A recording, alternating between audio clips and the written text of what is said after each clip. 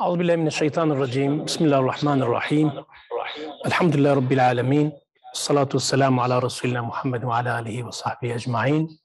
Kıymetli izleyiciler, Selahaddin Eyyubi Uluslararası 3. Sempozyumunda karşınızda bulunuyoruz. Malumunuz olduğu üzere 3 senedir Türkiye'de 2 Ekim günü Selahaddin'in Kudüs'ü fethettiği bu mübarek günde miladi anlamda, miladi tarihe göre hamdolsun bizler de dünyanın değişik coğrafyalarındaki ilim ve hareket adamlarını, direniş öncülerini, akademisyenlerini, hareket liderlerini Selahaddin gibi, tıpkı Selahaddin gibi ümmetin değişik unsurlarını yan yana getirerek, birleştirerek, ümmeti birleştirme yolunda ana hedef, merkezdeki hedefin Kudüs'ün fethi olduğu bilinciyle hamdolsun bu tarz programlar yapmaya çalışıyoruz. Rabbimizden niyazımız bunun pratiğe yansımasıyla alakalı çok daha fazla bize nimet vermesi hususudur. Konukları tanıtacağım inşallah. Tek tek program akışı hususunda konuşacağız ama öncelikle Kur'an-ı Kerim'in tilavetiyle başlamak istiyoruz. Bizden önce Kur'an'ı dinleyelim, Allah'ın kelamını dinleyelim. Sonra dönüp devam edeceğiz inşallah. Çok değerli konuklarımız olacak inşallah. Şimdi Kur'an-ı Kerim tilavetini dinlemek üzere Filistinli bir Kurra Hafız hocamızı dinleyelim inşallah. Euzu billahi mineşşeytanirracim. Bismillahirrahmanirrahim. قد أفلح المؤمنون الذين هم في صلاتهم خاشعون والذين هم عن اللغو معرضون والذين هم للزكاة فاعلون والذين هم لفروجهم حافظون إلا على أزواجهم أو ما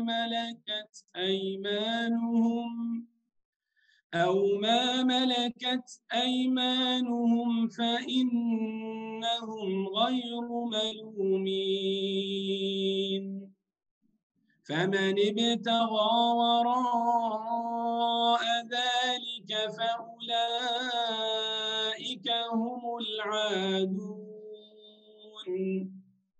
والذين هم لأماناتهم وعهدهم راعون والذين هم على صلواتهم يحافظون أولئك هم الوارثون الذين يرثون الفردوس هم فيها خالدون ولقد خلقنا الإنسان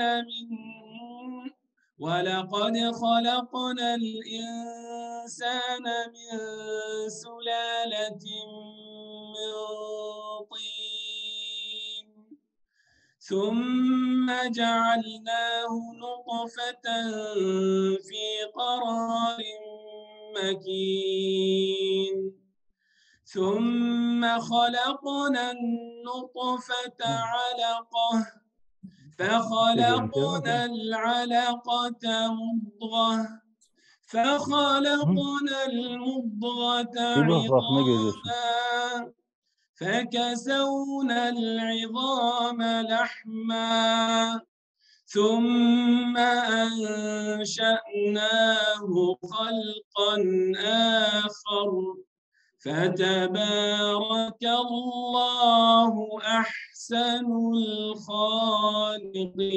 الخالقين صدق الله العظيم.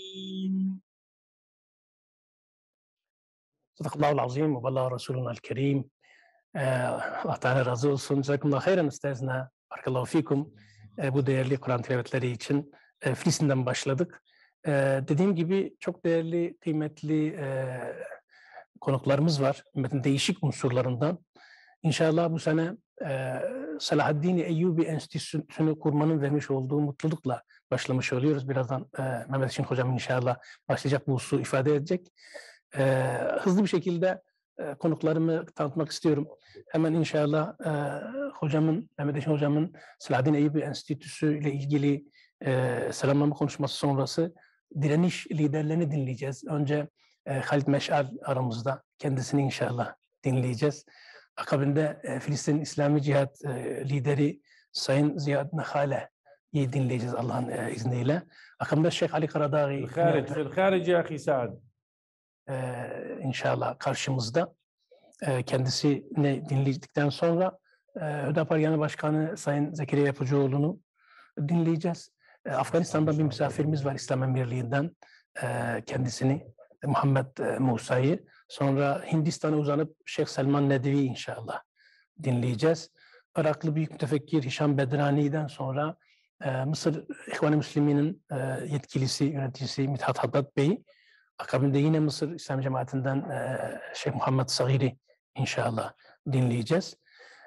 İran, Belucistan'la uzanıp Mevlana Abdülhamid'i inşallah dinledikten sonra Pakistan İslami Cemaati Merkez Şura üyesi Sayın Seyyid Muhammed Bilal'i dinleyip Türkiye İttihad-ı Ulema Genel Başkanı Sayın Molla Enver'le beraber giriş selamlama konuşmalarına inşallah nihayete erdirerek akademik sunumlar bölümüne geçeceğiz. Tunuslu Filistin araştırmacısı Doktor Fethi Abdülkadir'in moderatörlüğünde Sayın Muhammed Muhtar Şankiti, Mauritaniyalı akademisyen bir sunum yapacak inşallah. Yine Afrika Alimler Birliği Başkanı Doktor Said Burhan, Filistin Alimler Birliği Başkanı Doktor Nawaf Tekruri ve akademisyen yazar Doktor Abkadir Turan, Filistin araştırmacı Doktor Abkadir Turan hocalarımızın birer sunumu olacak inşallah. Kapanışta inşallah sonuç bildirgesiyle bir programımızı nihayete erdirmiş olacağız. Bu kadar dolu inşallah, değerli, mübarek, yani değişik yerlerinden direniş ve direniş unsurları, İslami hareketlerin unsurları ile beraber mübarek bir programla karşınızdayız. Sözü fazla uzatmadan hemen direnişe dönelim. Direniş ilk sözünü söylesin, ilk sözümüz direniş olsun diye Katar'a uzanalım. Filistin İslami Direniş Hareketi Hamas lideri Sayın Halit Meşal Ebu'l-Velid'i dinleyelim. Üstaz Ebu'l-Velid, tefaddalu meşkuran ve me'cura. Barakallahu fik ya akhi Sa'd. Bismillahirrahmanirrahim. Elhamdülillahi Rabbil alemin. Vessalatu vesselamu ala habibina Muhammed, Khatemil enbiyai vel murselin ve ala alihi ve sahbihi ecma'in. Allahu ekberu kebira velhamdülillahi kethira ve subhanallahi bukrata ve asila. حياكم الله إخواني الكرام المشاركين في هذا الملتقى الجميل. نستذكر سيرة صلاح الدين الأيوبي رحمه الله، الذي فتح بيت المقدس وحرر الأقصى وانتصر في حطين وأسس لطرد الصليبيين بغير عودة من بلاد الشام وقلبها فلسطين. جزاكم الله خيرا في هذا الملتقى.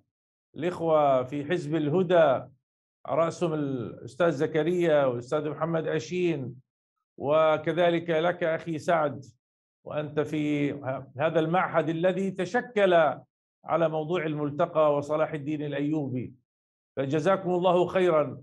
ويعظم هذا الملتقى بدورته الثالثة حين يأتي في ظل ظروف ومخاطر شديدة تهدد القدس والمسجد الأقصى المبارك، وخاصة بعد معركة سيف القدس التي انتصرت فيها المقاومة الفلسطينية بأجنحتها العسكرية المختلفة وبقيادة كتائب القسام لقضية القدس، للمسجد الأقصى، للمرابطين والمرابطات، لأحياء القدس في باب العمود وحي الشيخ جراح، لأهلنا، للأرض، للوطن، للمقدسات.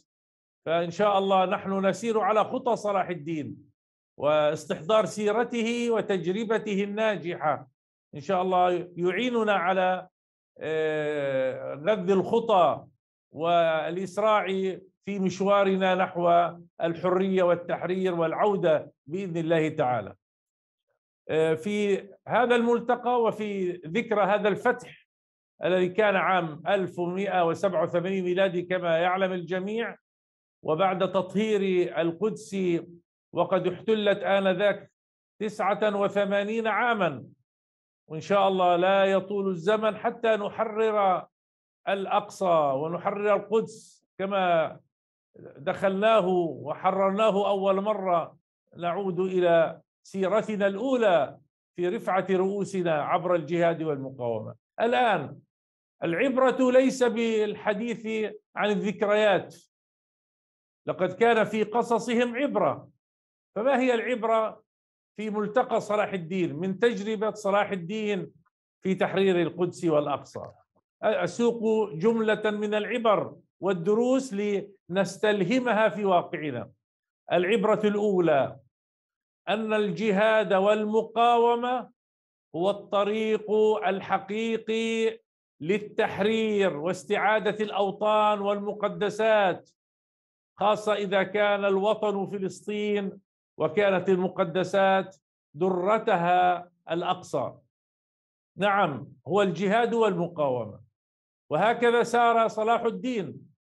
لم يحرر الأقصى على يد صلاح الدين بالأمنيات، ولا الفاروق عمر رضي الله عنه فتح بيت المقدس واستلم مفاتيحها بالأمنيات، ولكن بجيوش الفاتحين. فالجهاد والمقاومة له متطلبات، أولا بحشد القوى. صلاح الدين أبدع في حشد قوات المسلمين من مختلف الأمصار والأقطار، وأرسل رسله ومبعوثيه حتى حشدوا كل هذه القوات العظيمة. ثم سخر الإمكانات كلها، خاصة الأموال والسلاح وجميع مدخرات الدولة التي كان على رأسها صلاح الدين. فأمة تريد أن تستعيد القدس ينبغي أن تدخر أموالها ومقدراتها وسلاحها من أجل هذه المعركة. وكذلك قام بالتعبئة، فالقوات والسلاح يحتاج إلى تعبئة روحية وإيمانية şöyle ki direniş için ruhi, عظيمة. psikolojik olarak ve lojistik olarak ve askeri olarak أسمع صوتا ciddi في الترجمة مرتفعا. نعم، وبالتالي القوات مع سلاحها وعدتها وإمكاناتها تحتاج إلى تحريض وتعبئة وحرض المؤمنين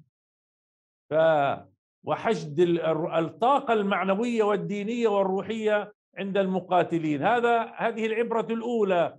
واليوم إن شاء الله المجاهدون على أرض فلسطين هم يسيرون على هذا الطريق، ونحتاج أن نحشد معنا أمتنا شريكة معنا في النصر والتحرير بإذن الله.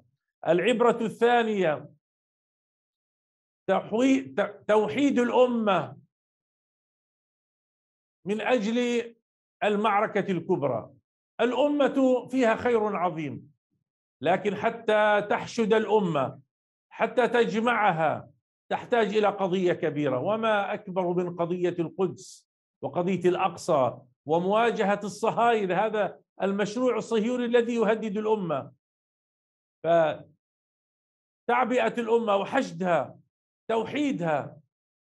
صلاح الدين أبدع في مرحلة دقيقة كانت الأمة فيها ممزقة، كان في دويلات وحكام مبعثرون في جغرافيا الأمة. جاء صلاح الدين فوحد الأمة وجمع جناحيها آنذاك الممثلين بمصر والشام وبعمق العراق حيث كانت الخلافة القائمة آنذاك. نعم، هكذا كان هو طريق التوحيد وجمع أطراف الأمة. فأمة ممزقة لا تنتصر، أمة موحدة نعم تنتصر وتهابها الأمم، بينما التمزيق والخلاف والفرقة يذهب ريحنا ويغري الناس وأعداءنا بنا. وهذا يتطلب جهدا كبيرا وصبرا، وقد كان صلاح الدين كذلك. وصلاح الدين أيضا أدرك الجغرافيا السياسية بمصطلحها الحديث. من يقود صراعا ضد المشروع الصهيوني اليوم ينبغي أن يدرك دلالة الجغرافيا السياسية ومواقع القوة في الأمة، وكيف تتحرك في هذه الجغرافيا بما يعظم قوتك ويضيق على عدوك ولا يسمح له باختراقات سواء عبر التطبيع أو العلاقات أو العبث في الأمة. العبرة الثالثة هو الإحياء والنهوض الروحي والفكري والتنظيمي. فالجهاد ثمرة لبيئة معبأة، بيئة فيها طاقة روحية، أمة ناهضة فيها إحياء ديني وفكري وسياسي وتنظيمي، تستطيع بعد ذلك أن تحمل السلاح وأن تنتصر. ولذلك كما قال رب العالمين في سورة التوبة: إن الله اشترى من المؤمنين أنفسهم وأموالهم بأن لهم جنة يقاتل إلى آخره، ثم قال: التائبون العابدون الحامدون السائحون الراكعون الساجدون إلى آخر الآيات الكريمة. ولذلك جاء قادة الفتح وعلى رأسهم صلاح الدين ليختموا مرحلة استعادة القدس والأقصى بعد عقود طويلة من الإحياء، بدأت في بغداد وفي ربوع الأمة، وتمثلت في دور العلماء من الإمام الغزالي في إحياء علوم الدين، ثم المدرسة النظامية لنظام الملك، فكان الوجه الروحي العلمي والوجه النظامي هذه المدارس التي خرجت المجاهدين. وجاء العلماء من بعد القاضي الفاضل وكل من صاحب صلاح الدين وصاحب القادة من قبل، فالعلماء ومدارس والإحياء العلمي والروحي والفكري واستعادة الأمة لعافيتها حتى تكون مهيئة لمواجهة الأعداء واستعادة أرضها ومقدساتها. هذا دور العلماء وأيضا دور القادة. فصلاح الدين هو ابن هذه المدرسة، مدرسة الإحياء، ثم عززها وكان وفيا لها وقرب إليه العلماء. هكذا إذن هو طريق النصر والتحرير. أيضا العبرة الرابعة هو تراكم وتكامل الأدوار التاريخية. فصلاح الدين ليس منبتا عن الجهود السابقة منذ عماد الدين زنكي وابنه نور الدين محمود الشهيد ثم صلاح الدين. كل قائد كان يبني على من سبق، تتراكم الجهود وتتعاظم ويستفيد كل ممن سبق ويزيد ويضيف، لا أن نبدأ من الصفر، أن ندير ظهرنا لتجارب الآخرين. إن المرحلة التي فيها نحن اليوم على أرض فلسطين بكل عطائها ثمرة لمن سبقنا، والدليل حتى في الرمزية. اليوم كتائبنا المظفرة في فلسطين عز الدين القسام هي امتداد لعهد عشناه قبل 100 عام منذ عز الدين القسام في عشرينيات القرن الماضي، حين أطلق صرخته المدوية وسقط شهيدا عام 1935 في جبال يعبد قرب جنين. فالتاريخ يعيد نفسه وتتراكم، ونحن أمة متراحمة يحفظ كل منا حق من سبق، يحترمه ويدعو له ويبني عليه، وهكذا يبارك الله في سعي الأمة. العبرة الخامسة هو دور القائد، دور القادة. ودور القائد الأول دور عظيم. لا معركة بلا قائد، لا مشروع بلا قائد. اليوم الأمة تبحث عن قادة وقيادات. فصلاح الدين رحمه الله كان يملك الرؤية ووضع الهدف الكبير أن يستعيد القدس والأقصى وأن يهزم الصليبيين، كما نضع اليوم رؤيتنا وهدفنا بتحرير القدس والأقصى وهزيمة الصهاينة. القائد هو الذي يملك القرار، القائد هو الذي يكون قدوة لإخوانه، يملك الإخلاص، هو الذي يقوم بالتحريض والتعبئة ويكون متقدما في الصف. القائد هو الذي يدير الصراع إدارة بكل مفرداتها وتعقيداتها، كما كان يفعل خالد بن الوليد، سعد بن أبي وقاص وأبو عبيدة. الصراع ليس سهلا، نعم، الدعاء والإيمان بالله واليقين بنصر الله كل ذلك أساس، ولكن الإدارة التفصيلية للصراع، كيف تحشد، كيف تخطط، كيف تناور، كيف تملك الاستخبارات والمعلومات. كان صلاح الدين مبدعا وهو يخترق أعداءه ويجمع عنهم المعلومات، وكان يدرك التحولات في أوروبا والصراع بين ملوك في أوروبا في تلك المرحلة، ويعمل على تفتيت جبهة الخصم. صلاح الدين كان يدير الصراع بذكاء، ويعرف متى يتقدم ومتى يتراجع، متى يهاجم ومتى يدافع، متى يصالح، متى يعقد المعاهدات، كيف يسخر السياسة لصالح الهدف الكبير. لا أن تنتقص السياسة من مبادئنا وثوابتنا وحقوقنا والأهداف الكبيرة. والجهاد والمقاومة هو له هدف كبير، هدف سياسي بالتحرير والعودة. الدهاء كيف يمارس أيضا. عبقرية صلاح الدين كما قال المؤرخون، قالوا كان موهوبا في كسب قلوب من حوله. Salahaddin Eyyubi etrafındaki insanların kalbini وفي kazanmalı çok büyük bir كسب mahareti vardı. وفي Ve كسب yine bunun dışında أكابر رجال الدولة من حوله. لم يقد أصحابه بالخوف، بل قادهم بالمحبة وكسبهم والإنفاق عليهم وبالتواضع والتبسط معهم. هذه كانت، ولذلك قال المؤرخون عبقرية صلاح الدين بعد توفيق الله في بساطته، في قربه من الناس. فهكذا أجرى الله الخير.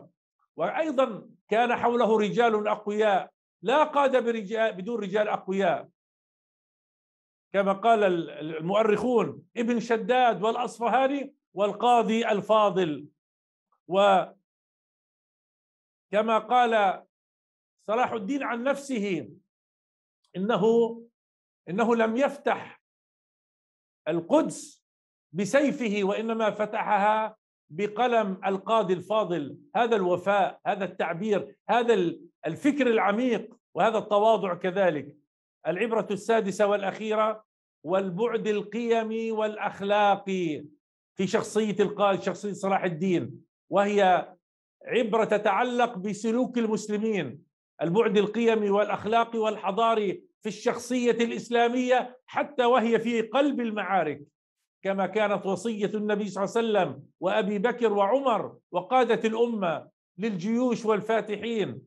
فنحن أمة أخلاق وقيم، ومعركتنا مع الأعداء لا تخرجنا عن مبادئنا وقيمنا وإنسانيتنا مع الضعفاء ومع الشجر والحجر ومع حتى جرح الأعداء.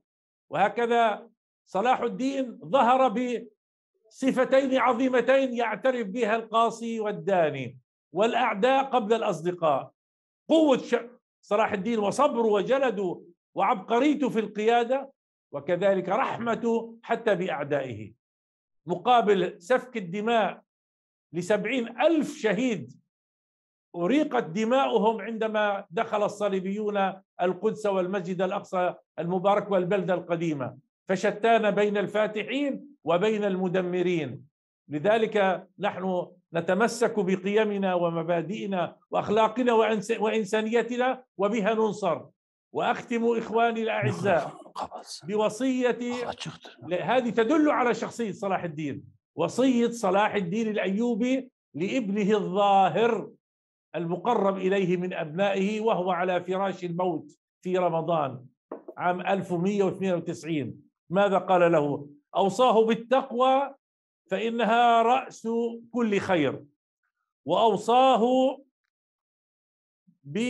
حذره من الدماء، حذره من الدماء فإن الدم لا ينام. ما أبلغ هذه العبارة. وأوصاه بحفظ قلوب الرعية وقلوب أكابر الدولة، فقال له: فما بلغت ما بلغت إلا بمداراة الناس، القيادة رحمة وليست قسوة. وأوصاه ألا يحقد على أحد فإن الموت لا يبقي أحدا. ثم ختم وصيته بقوله: واحذر ما بينك وبين الناس فإنه لا يغفر إلا برضاهم. يا سلام! وما بينك وبين الله يغفره الله بتوبتك إليه فإنه كريم. نعم، الله جواد كريم. هذه بعض العبر والدروس نحن نستحضرها، نتشربها بقلوبنا وعقولنا ونعكسها في سلوكنا تخطيطا وتدبيرا وأداء على الأرض. وإن شاء الله كما نصر الله أسلافنا ينصر الله جيل اليوم، جيل النصر والتحرير على هداهم، فبهداهم اقتده وبهداهم نسير على هذا الطريق الوحيد الذي يوصلنا إلى النصر والتحرير والعودة بإذن الله. وإن شاء الله جميعا نكون شركاء في هذه المسيرة. بوركتم، والسلام عليكم ورحمة الله وبركاته. بارك الله فيكم، جزاكم الله خيرا أستاذنا أستاذ خالد المجاهد، أستاذ أبو المشعل، أبو الوليد خالد مشعل، جزاكم الله على كلمتكم الطيبة الحماسية. Hamas lideri Sayın Halit Meşal'de teşekkürlerimizi iletiyoruz buradan. Doğrusu direnişi, savaşın öncüleri olan direnişin adına sözleri dinlemek bizim için hakikaten çok onur verici. Aramızda bulunmak, aramızda görmek bizim için çok onur verici. Çok teşekkür ediyoruz. Çok zaman geçirmeden yine direniş demişken ikinci bir İslami direniş hareketini, İslami cihadı, Filistin İslami cihadı dinlemek istiyoruz. Filistin İslami Cihad lideri Sayın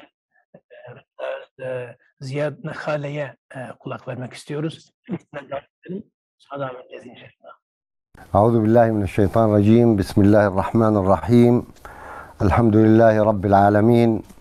Vessalatu vesselamu ala seyyidina Muhammed ve ala alihi ve sahbihi ve men itteba'ahu bi ihsanin ila yevmiddin. أتوجه بالشكر بداية للإخوة القائمين على هذا الملتقى الكريم ولشعب تركيا العزيز، كما أتوجه بالتحية للسادة العلماء المشاركين وكذلك للإخوة جميعا كل باسمه ولقبه. يأتي ملتقانا اليوم والقدس أسيرة في أيدي أعداء الله وأعداء أمتنا، والمسجد الأقصى مستهدف بالتهويد ومشاريع التقاسم الزماني والمكاني وحتى بالتدمير، وأهلنا المقدسيون يعانون كل صنوف القمع والتنكيل والأسر، وأبناؤنا في فلسطين يدافعون عن مقدسات الأمة ويفتدونها بالأرواح في أروع ملحمة تاريخية تسجل أسمى معاني البطولة والفداء والتمسك بالأرض والمقدسات دفاعا عن كرامة الأمة ودينها. أيها الإخوة الكرام، تستحق ذكرى تحرير القدس على يد القائد صلاح الدين الأيوبي أن نقف عندها ونستخلص منها العبر لمواجهة المشروع الغربي المتجدد الذي يستهدف أمتنا العربية والإسلامية منذ غزوة نابليون لمصر وخروجه مهزوما بعدما انكسر جيشه على أسوار عكا. إن معركة تحرير بيت المقدس التي خاضها القائد صلاح الدين لا يمكن اختصارها في معركة حطين المجيدة وحدها، بل سبقها إعداد وتجهيز وإشغال ووضع خطط على مستوى العالم العربي والإسلامي تستحق أن تدرس كنموذج ناجح لتحرير القدس مرة أخرى. لا شك أن ملتقاكم هذا سيكون غنيا بدراسة مختلف جوانب تجربة القائد صلاح الدين، وسنستلهم منها الدروس والعبر المفيدة لكي تكون معينا لنا ولكل من لا يزال يتمسك بالقدس وفلسطين في هذه الأمة. وحسبي أن أشير في هذه المداخلة إلى بعض النقاط التي أراها أساسية.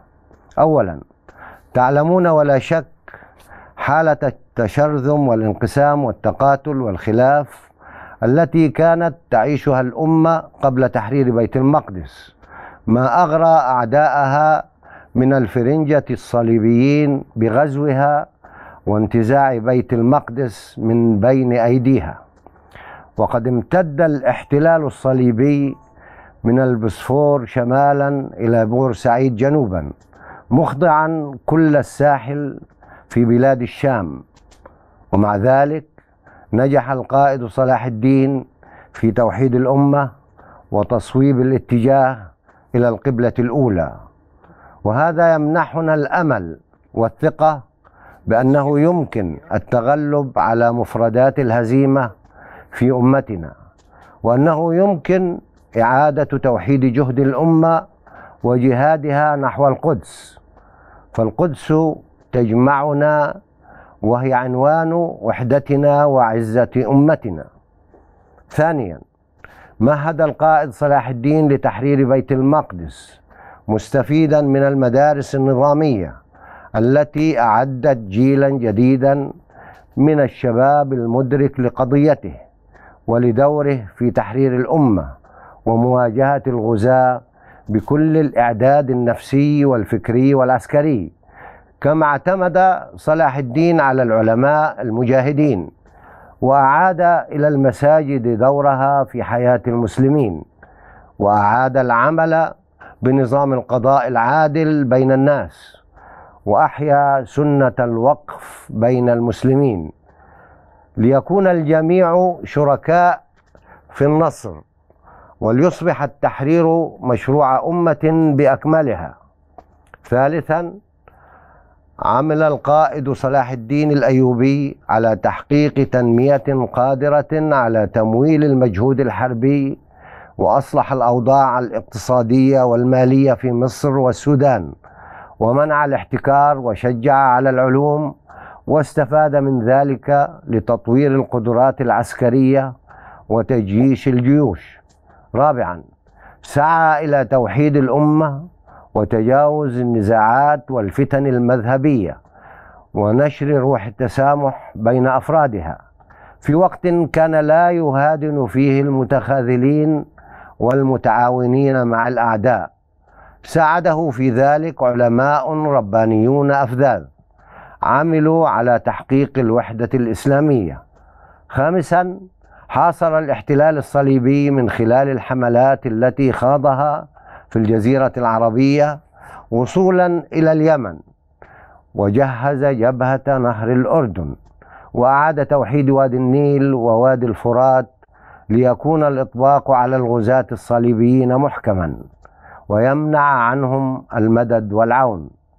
سادسا، رغم ما استغرقه ذلك الإعداد والتخطيط المحكم من جهد ووقت، لكن القائد صلاح الدين الأيوبي لم يتخلى يوما عن الاشتباك المسلح مع الغزاة المحتلين، فاستمرت المناوشات على جبهة مصر في دمياط، ولم يهادن الغزاة يوما، ولم يسعى إلى التفاوض معهم. باختصار، إن عظمة ما قام به صلاح الدين الأيوبي هو أنه خاض الصراع على جبهتين: الجبهة الداخلية، وكانت استراتيجيته في ذلك الوحدة والتسامح وتجميع الصفوف باتجاه هدف واحد جامع، والجبهة الخارجية واستراتيجيته في ذلك عدم المهادنة ومواصلة القتال وعدم موالاة الظالمين أو عملائهم. وقد أثمرت هذه الاستراتيجية نصرا مؤزرا في حطين ودخول بيت المقدس، فكان القائد صلاح الدين بحق مجددا وموحدا ومحررا، وبفضل هذه المعاني استحق أن يخلد اسمه في التاريخ. أيها السادة الأفاضل، ندرك تماما الفارق التاريخي بين الأمس واليوم، وندرك أن الهجمة الغربية المعاصرة ضد أمتنا أشد تعقيدا بكثير من أيام الغزو الصليبي. إن الهجمة الغربية الحالية ضد أمتنا التي وصلت إلى ذروتها بزرع الكيان الصهيوني في أرض فلسطين خدمة لمشروع الهيمنة والاستعمار والسيطرة، يدعمها اليوم نظام عالمي يمسك بمفاصل الاقتصاد والسياسة، ويمتلك أعتى منظومة عسكرية في التاريخ، وقد استطاع تفتيت أمتنا وتجزئة وطننا العربي والإسلامي، وزرع فينا التغريب من خلال تدمير منظومات التعليم والوقف والقضاء، وأرغمنا على تبني منظومات لا تمثلنا ولا تنسجم مع قيمنا ومبادئنا وديننا الحنيف. ومع ذلك نقول إن تجربة القائد صلاح الدين ما زالت تصلح في خطوطها العامة كاستراتيجية يمكن البناء عليها لصياغة مشروع تحرير معاصر يقوم على أساس توحيد الجهد والجهود باتجاه بيت المقدس ومقاومة التغريب الذي فرض على أمتنا في نواحي حياتنا، وبناء جيل مسلم مجاهد، واستعادة العلماء لدورهم الرباني في هداية الأمة وقيادتها، وإعادة توحيد جبهات الأمة ضد المحتل، وتحقيق تنمية حقيقية على قاعدة المقاومة لا على قاعدة الارتهان لنظام عالمي ظالم ومستكبر، وفي الوقت ذاته استمرار مشاغلة العدو واستنزافه وعدم الرضوخ له أو التهادن معه أو التفاوض معه أو التسليم له تحت أي ظرف من الظروف. إن ذلك كله ممكن إذا ما توفرت الإرادة الحقيقية والرؤية الصائبة والإخلاص. إننا في حركة الجهاد الإسلامي ومنذ انطلاقة حركتنا نؤمن أن تحرير فلسطين هو مشروع أمة لا مشروع فصيل أو شعب بمفرده، وأن الأمة تحتاج إلى نهضة حقيقية لإنجاز مشروع التحرير والتحرر من الهيمنة الغربية واستعادة ثقتها بمنظوماتها الفكرية والعلمية وقدراتها الذاتية. إنما تقوم به قوى المقاومة في فلسطين هو إدامة الاشتباك مع العدو الصهيوني بانتظار أن تستعيد الأمة نهضتها ووحدتها على قاعدة الإسلام العظيم والجهاد في سبيل الله لتحرير القدس من أعدائها وفتح فصل جديد من فصول الرسالة الإسلامية. إننا على ثقة كاملة بأن المواجهات التي خاضتها قوى المقاومة وتخوضها ضد الكيان الغاصب في فلسطين واستمرار شعبنا الفلسطيني في مواجهة الاحتلال من شأنه أن يجدد في الأمة روح الجهاد والتحرير، وهي ترى شباب فلسطين يسطرون إبداعات في اختراق المنظومات العسكرية والأمنية والاستخبارية الصهيونية رغم قلة النصير. فكيف سيكون الحال لو أن الأمة بأكملها تقف وراءهم وتدعمهم وتقوم بواجبها في تحرير مقدساتها؟ كل الشكر لكم، وأرجو أن ينفع الله بكم وبجهودكم المباركة في خدمة توحيد الأمة لتحرير قبلتها الأولى ومسرى نبينا الكريم صلى الله عليه وسلم. والسلام عليكم ورحمة الله وبركاته. Filistin İslami direniş hareketlerinin, Hamas'ın ve İslami cihadın duruşları, mücadeleleri hepimiz adına, tüm ümmeti temsilen hamdolsun, hepimizin yüzünü artacak cinsten. Burada onları ağırlamış olmaktan duyduğumuz onuru bir kez daha ifade etmek istiyorum. Rabbim direnişlerini daim eylesin. Bizim de bütün bir ümmet olarak, bütün cihetlerle onlara desteğimizin zorunluluğunu tekrar hatırlatma imkanı bulmuş oluyoruz bu şekilde. Duraksamaksızın hemen Salahaddin'in torunlarından olan Şeyh Ali Karadağ'ya uzanalım. Kendisi Irak Kürdistan'dan, şu an Katar'da mukim. Şeyhna el-Fadıl, Şeyh Karadağ'ı, tfaddalu ma'juran ve meşkuran. أبدأ ببداية الخطبة التي ألقاها صلاح الدين في أول جمعة انتصر فيها على الصليبيين. أبدأ بجزء منه ثم أكمل إن شاء الله.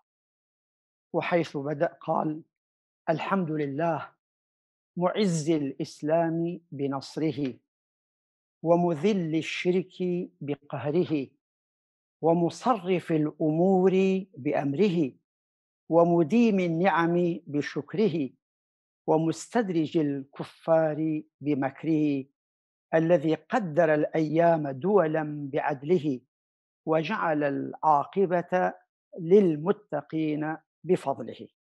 إلى هنا، والصلاة والسلام على المبعوث رحمة للعالمين وعلى آله وصحبه ومن تبع هداه إلى يوم الدين.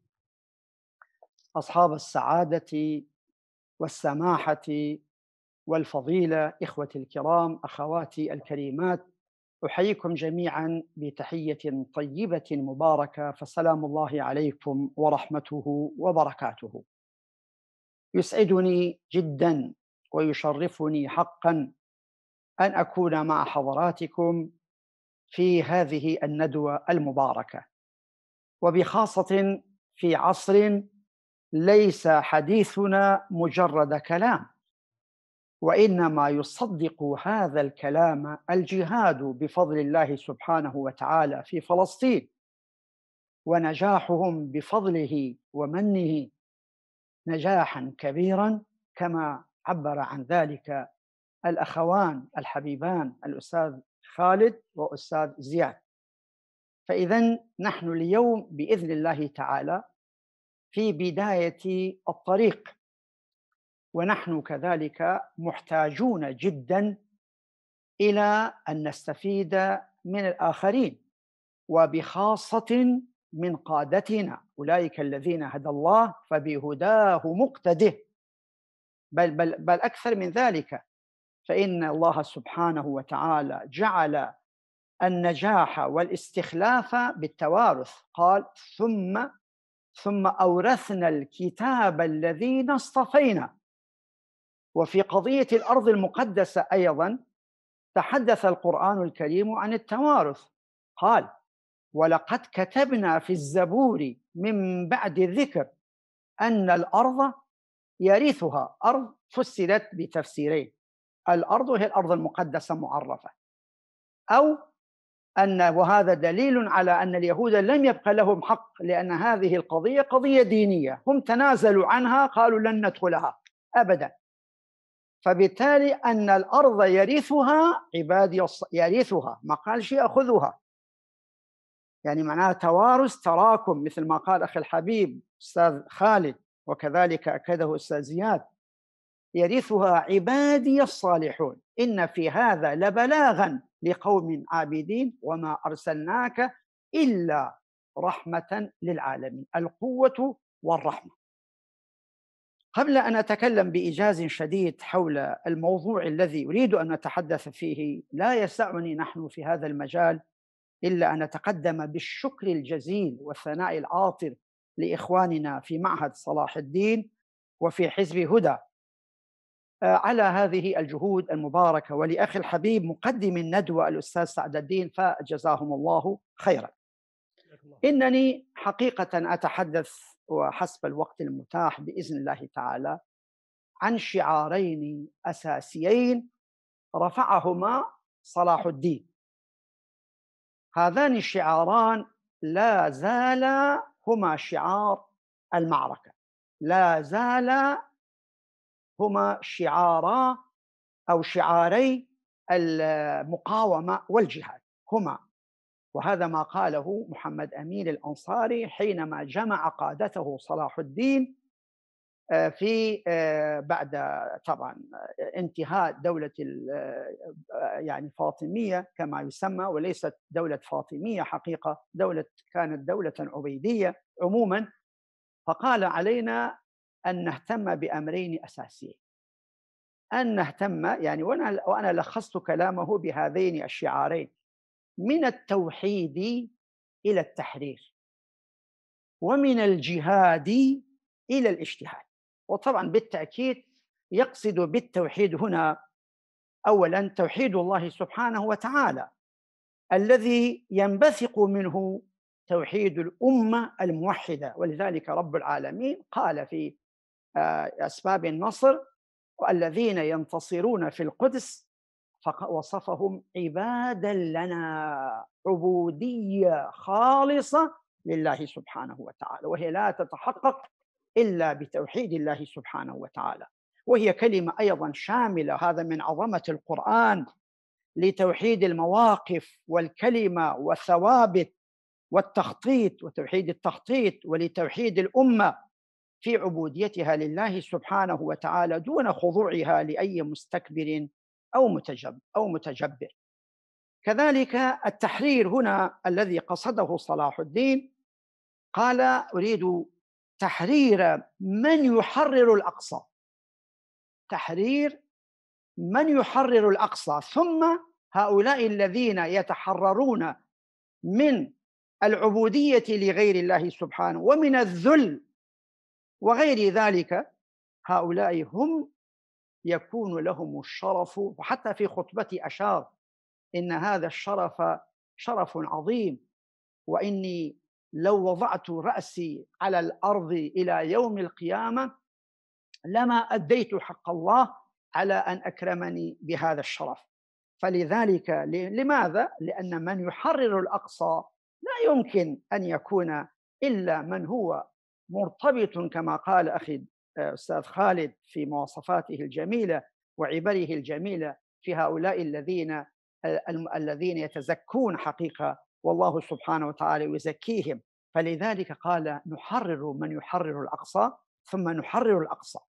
إذن نحن فعلا والله هذه الكلمة أنا في اعتقادي تستحق أن تكتب بماء الذهب. هناك دول عندهم أموال، عندهم أسلحة، ولكن سبحان الله يقبلون بالذل. والله بعض الذل لن يقبله رجل عادي من أهل القرية، فما بالك بأشخاص محترمين، ولكن لأجل المال لأجل الجاه بالذات يقبلون. فلذلك الذي يحرر الأقصى لابد أن يكون متحررا تماما مرتبطا بالله سبحانه وتعالى. وحتى بالمناسبة صلاح الدين أهميته لم يكن مجرد القول، فانظر إلى ماذا فعل لما كان هو قائدا ومجاهدا مع نور الدين الزنجي. قال له وهو شاب، قال يا صلاح يا سيدي نور الدين، كان يحترمه ويعزه وهو امتداد له بكل ما تعني الكلمة. قال لن نستطيع أن نفعل شيئا إلا إذا حررنا العلماء.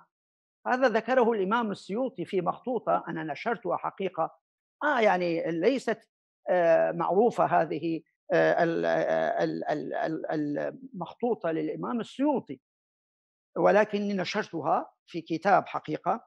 ماذا يقول؟ يقول ناقش نور الدين الزنجي، قال طيب كيف نحررهم وهم متحررون؟ قل شوف الذين إما أن إذا كان أرادوا أن يعيش العالم إما أن يقف فقيرا مثل ما قال قاضي المالكي مسكين خرج من بغداد، قال والله لو وجدت ما أجعل أنا وأهلي بس يأكلون ويشربون ما خرجت بغداد، ولكني بين أمرين، إما أن أقف أمام السلاطين والوزراء والخلفاء أو أبقى فقيرا هكذا. فقال صلاح الدين إذن لابد أن نحقق. كيف نحقق؟ قال نحن نوقف أموال الدولة أموال الأمة عليهم. قال طيب الوقف للملكية الخاصة، لأنه نور الدين الزنجي بالمناسبة كان حنفيا، وهو المذهب الحنفي لا يجيز الوقف إلا من مال مملوك ملكية تامة. فقال مهما كان يا سيدي نحن نعمل لهم. فاستعان بذلك بالقاضي ابن عصرون. فابن عصرون قال لصلاح الدين دعاه، قال أنا عندي مشكلة بس كيف أحل وأقنع به نور الدين الزنجي؟ قال نسميه الإرصاد، فالوقف للمال الخاص والإرساد للمال العام. ثم جمع قاضي حتى يكون ابن عصرون علماء الحنفية لأنهم مهم، وعلماء المالكية والشافعية والحنابلة أيضا، فاتفقوا على أن الخليفة، هذا كلامهم، أن السلطان العادل يمثل الأمة، وبالتالي الأرض أرض الأمة، وبالتالي يستطيع السلطان أن يوقف وأن يخصص لجهة عامة وليست لجهة خاصة. فأوقف أحسن المناطق للمدارس وكذلك للعلماء، وأصبح للعلماء أموالهم الخاصة، لم يكونوا بحاجة إلى أن يقفوا أمام السلاطين. فلذلك هذا يعني حقيقة أهم عمل عمله صلاح الدين.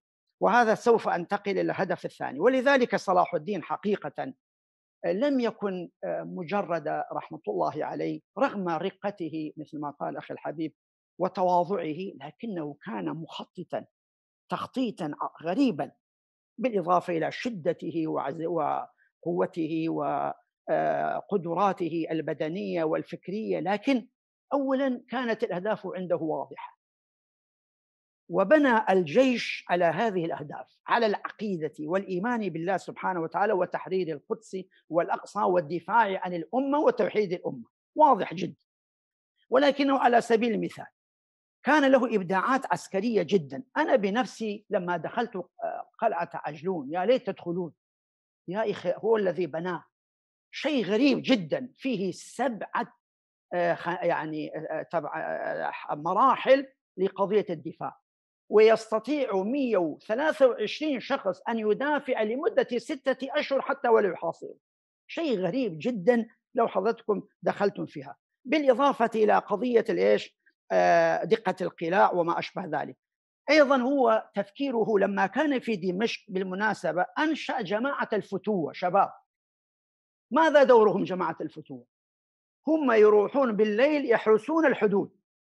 أي شخص من هؤلاء العملاء يذهبون إلى هؤلاء يعني محتلين الصليبيين، كان هؤلاء يأخذونه ويأتون به إلى دمشق في ذاك، ثم بعدين يأتون به إلى صلاح الدين. فاجتمعت عند صلاح الدين كما قال أخي الحبيب دكتور أستاذ حقيقة أستاذ خالد، لكنه هذا تفصيل وتأصيل لبعض ما قاله.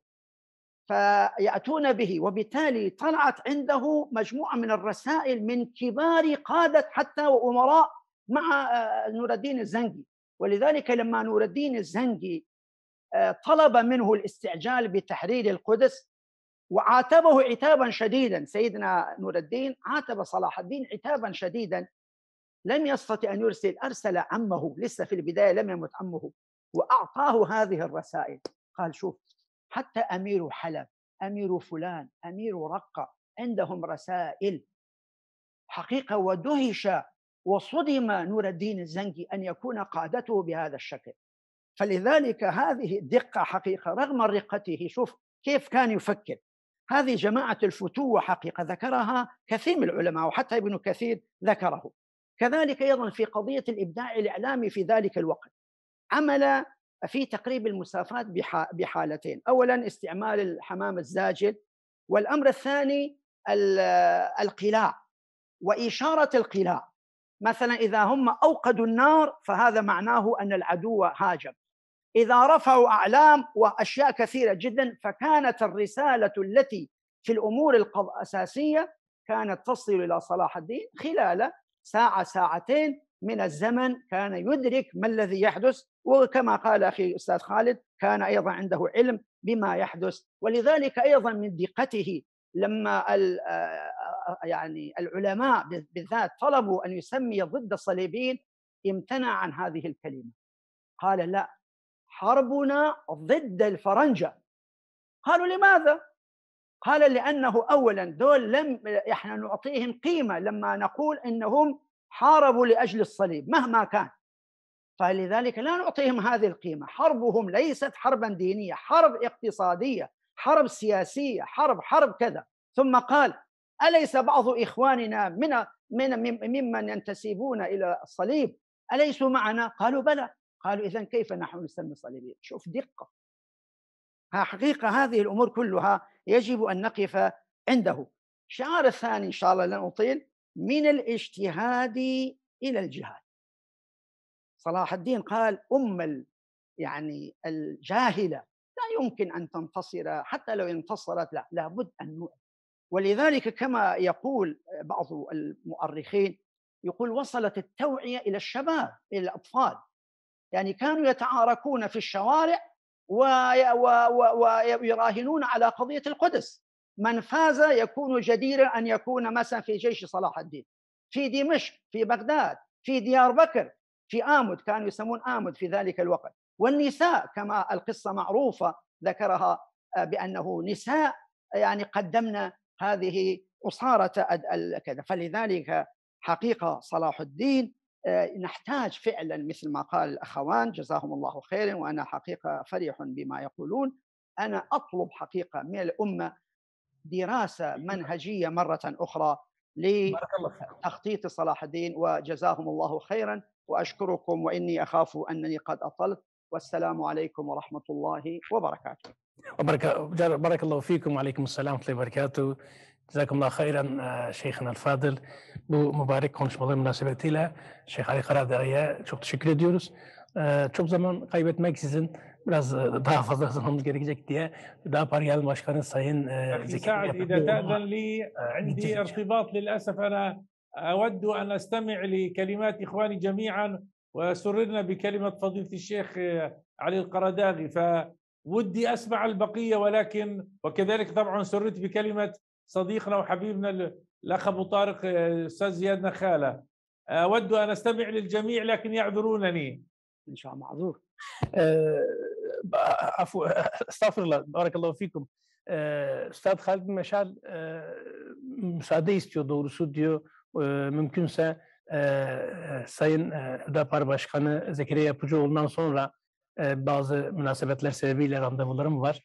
Bütün herkesi dinlemek istiyordum burada sonuna kadar. Ancak müsaade ederseniz diyor Sayın Zekeriya Bey'i dinledikten sonra sizden hatır isteyeceğim. Ben de herkes adına kendisine teşekkür ediyorum. Barakallahu fikum. Cezakumullahu hayran Üstazna Ebul Velid. Cezakumullahu hayr. Hafizakumullah ve veffakakum.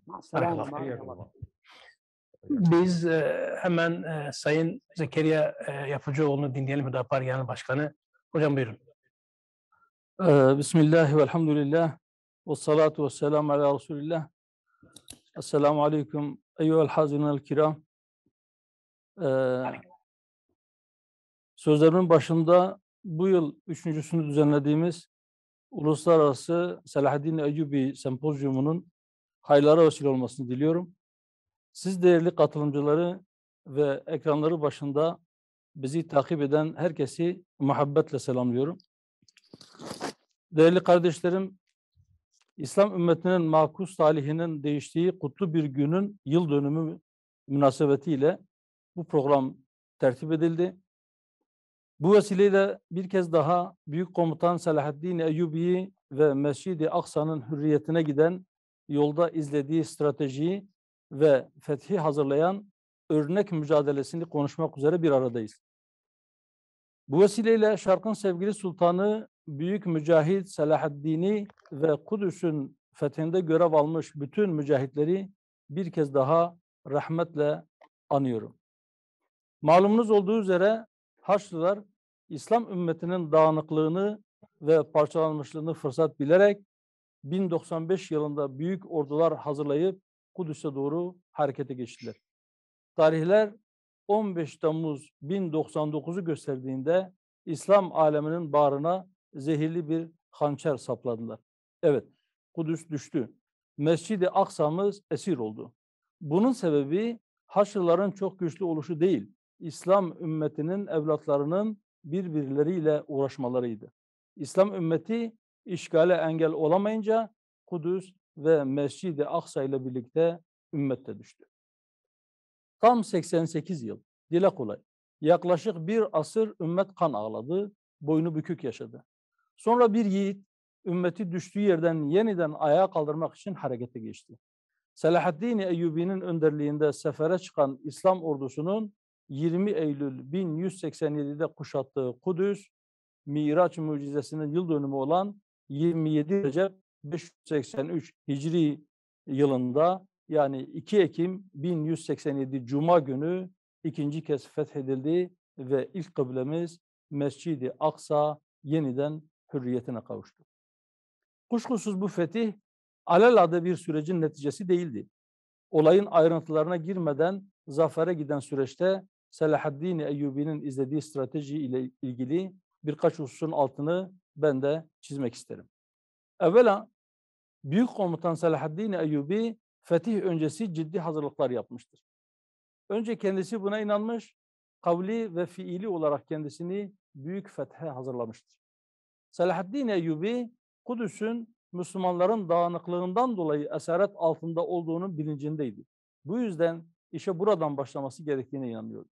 Belki de asıl fetih, dağılmış, parçalanmış İslam toplumunu yeniden bir araya getirip aynı hedefe doğru yürümek.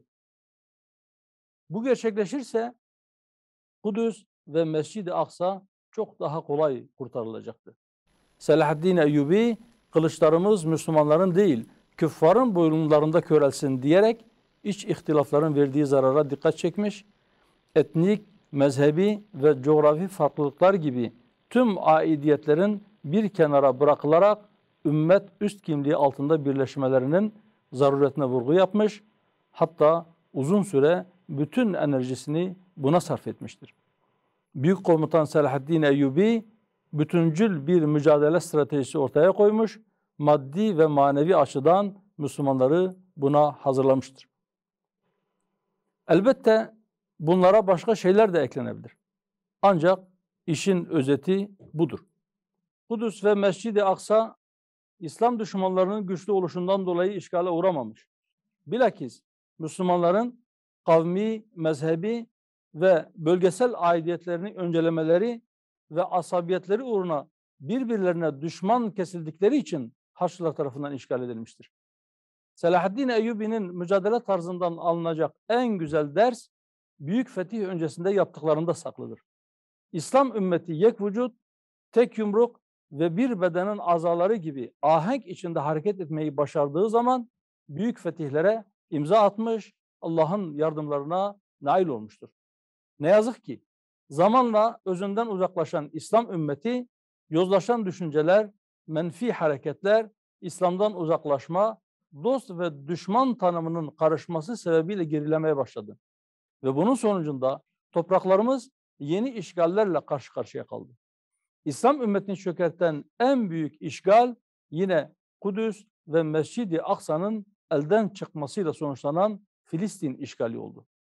Tefrika illeti Müslümanlar arasındaki bağları koparınca olanlar oldu ve neticede Kudüs ve Mescid-i Aksa 70 yıldan fazladır esaretten kurtarılmayı, daha doğrusu ümmetin içinden yeni bir Selahaddin'in çıkmasını beklemektedir.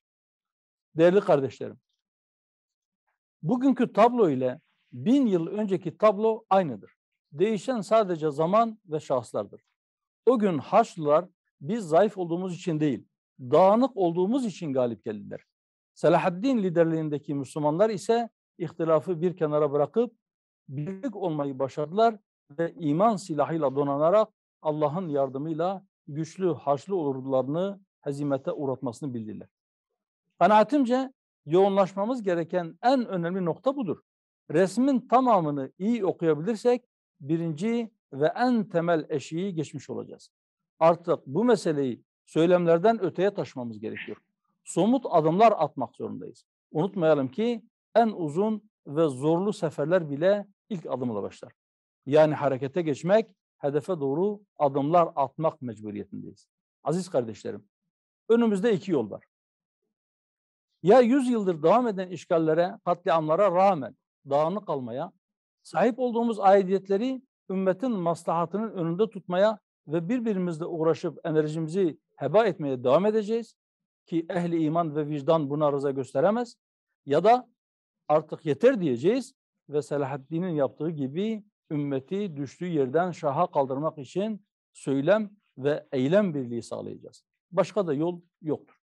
Evet, bize göre yol bu ikincisidir. Yani Selahaddin'in yaptığı gibi ümmeti düştüğü yerden şaha kaldırmak zorundayız. Bunun için de öncelikle ümmetin azalarını ve evlatlarını buna hazırlamamız gerekmektedir. Bu minvalde gücümüz yettiğince, imkan deyince çaba gösterdik, gösteriyoruz. Bu sene Rabbimizin inayetiyle üçüncüsünü gerçekleştirmeye muvaffak olduğumuz Selahaddin Eyyubi Sempozyumu da bu endişenin bir ürünüdür. Bütün zorluklarına rağmen bu sefere hazırlanmak mecburiyetindeyiz. Çünkü bizler Selahaddin'in bu büyük tecrübesini ve mücadele tarzını önemsiyoruz.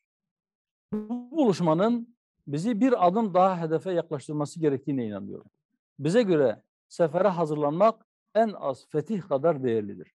Bu hazırlık sürecinin en önemli ayağı Büyük Komutan Selahaddin'i tanımak ve onun mücadele tarzını bilmektir. Bu amaçla geçen yıl düzenlenen sempozyumun sonuç bildirgesinin 5. maddesinde Selahaddin Eyyubi'nin tecrübesinin tüm yönleriyle değerlendirilebilmesi için enstitüler kurulması gerektiği konusunda mutabık kalınmıştı.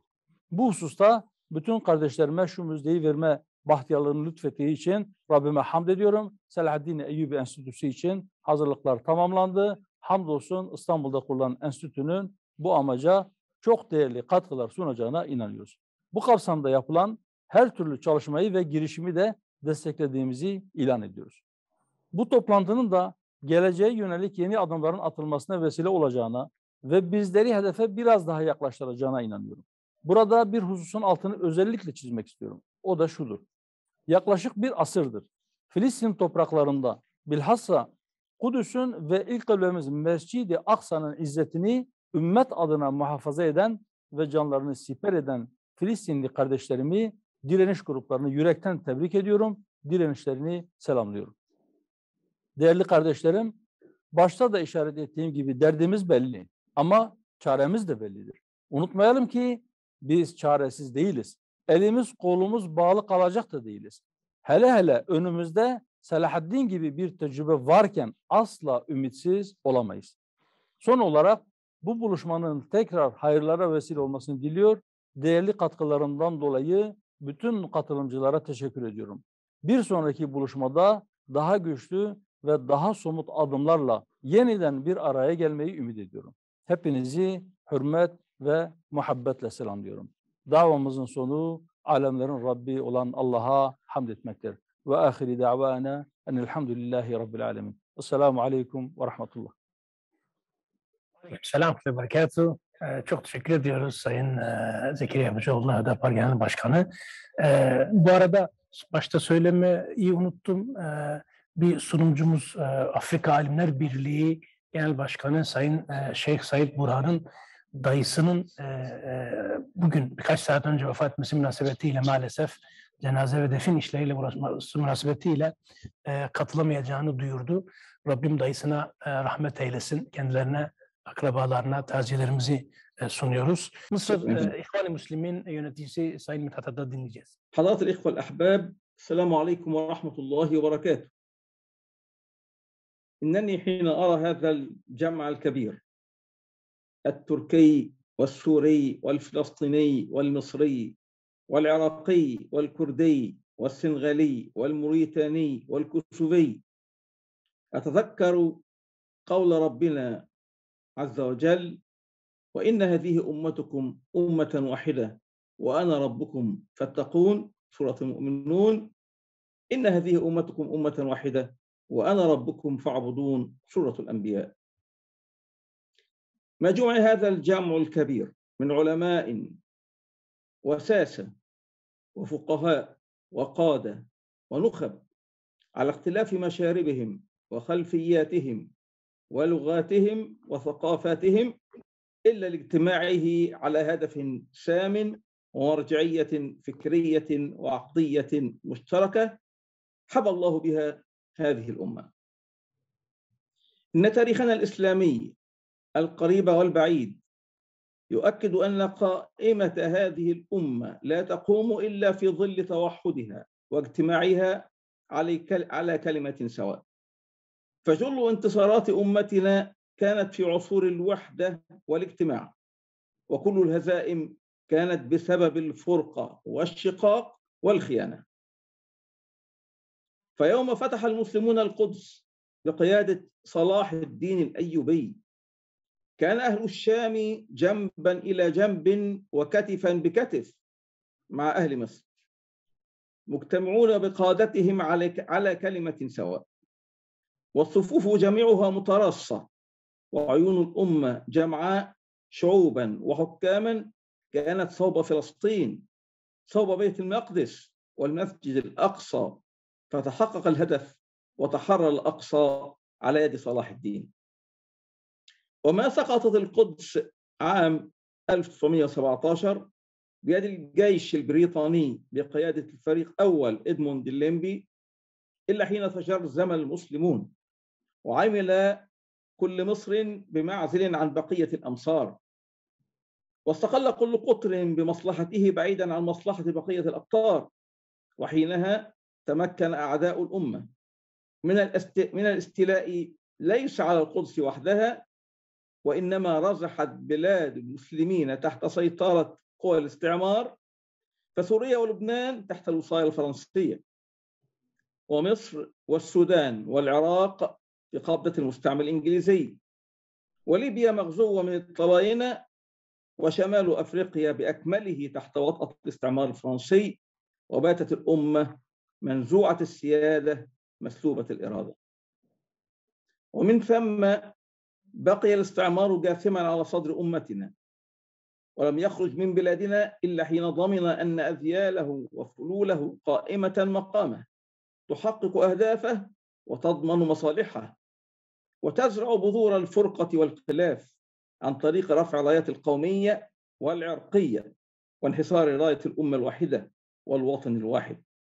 وبات حال الأمة من تراجع إلى تراجع في كل الميادين السياسية والاقتصادية والثقافية والعلمية والمجتمعية والنفسية وهلم جرا.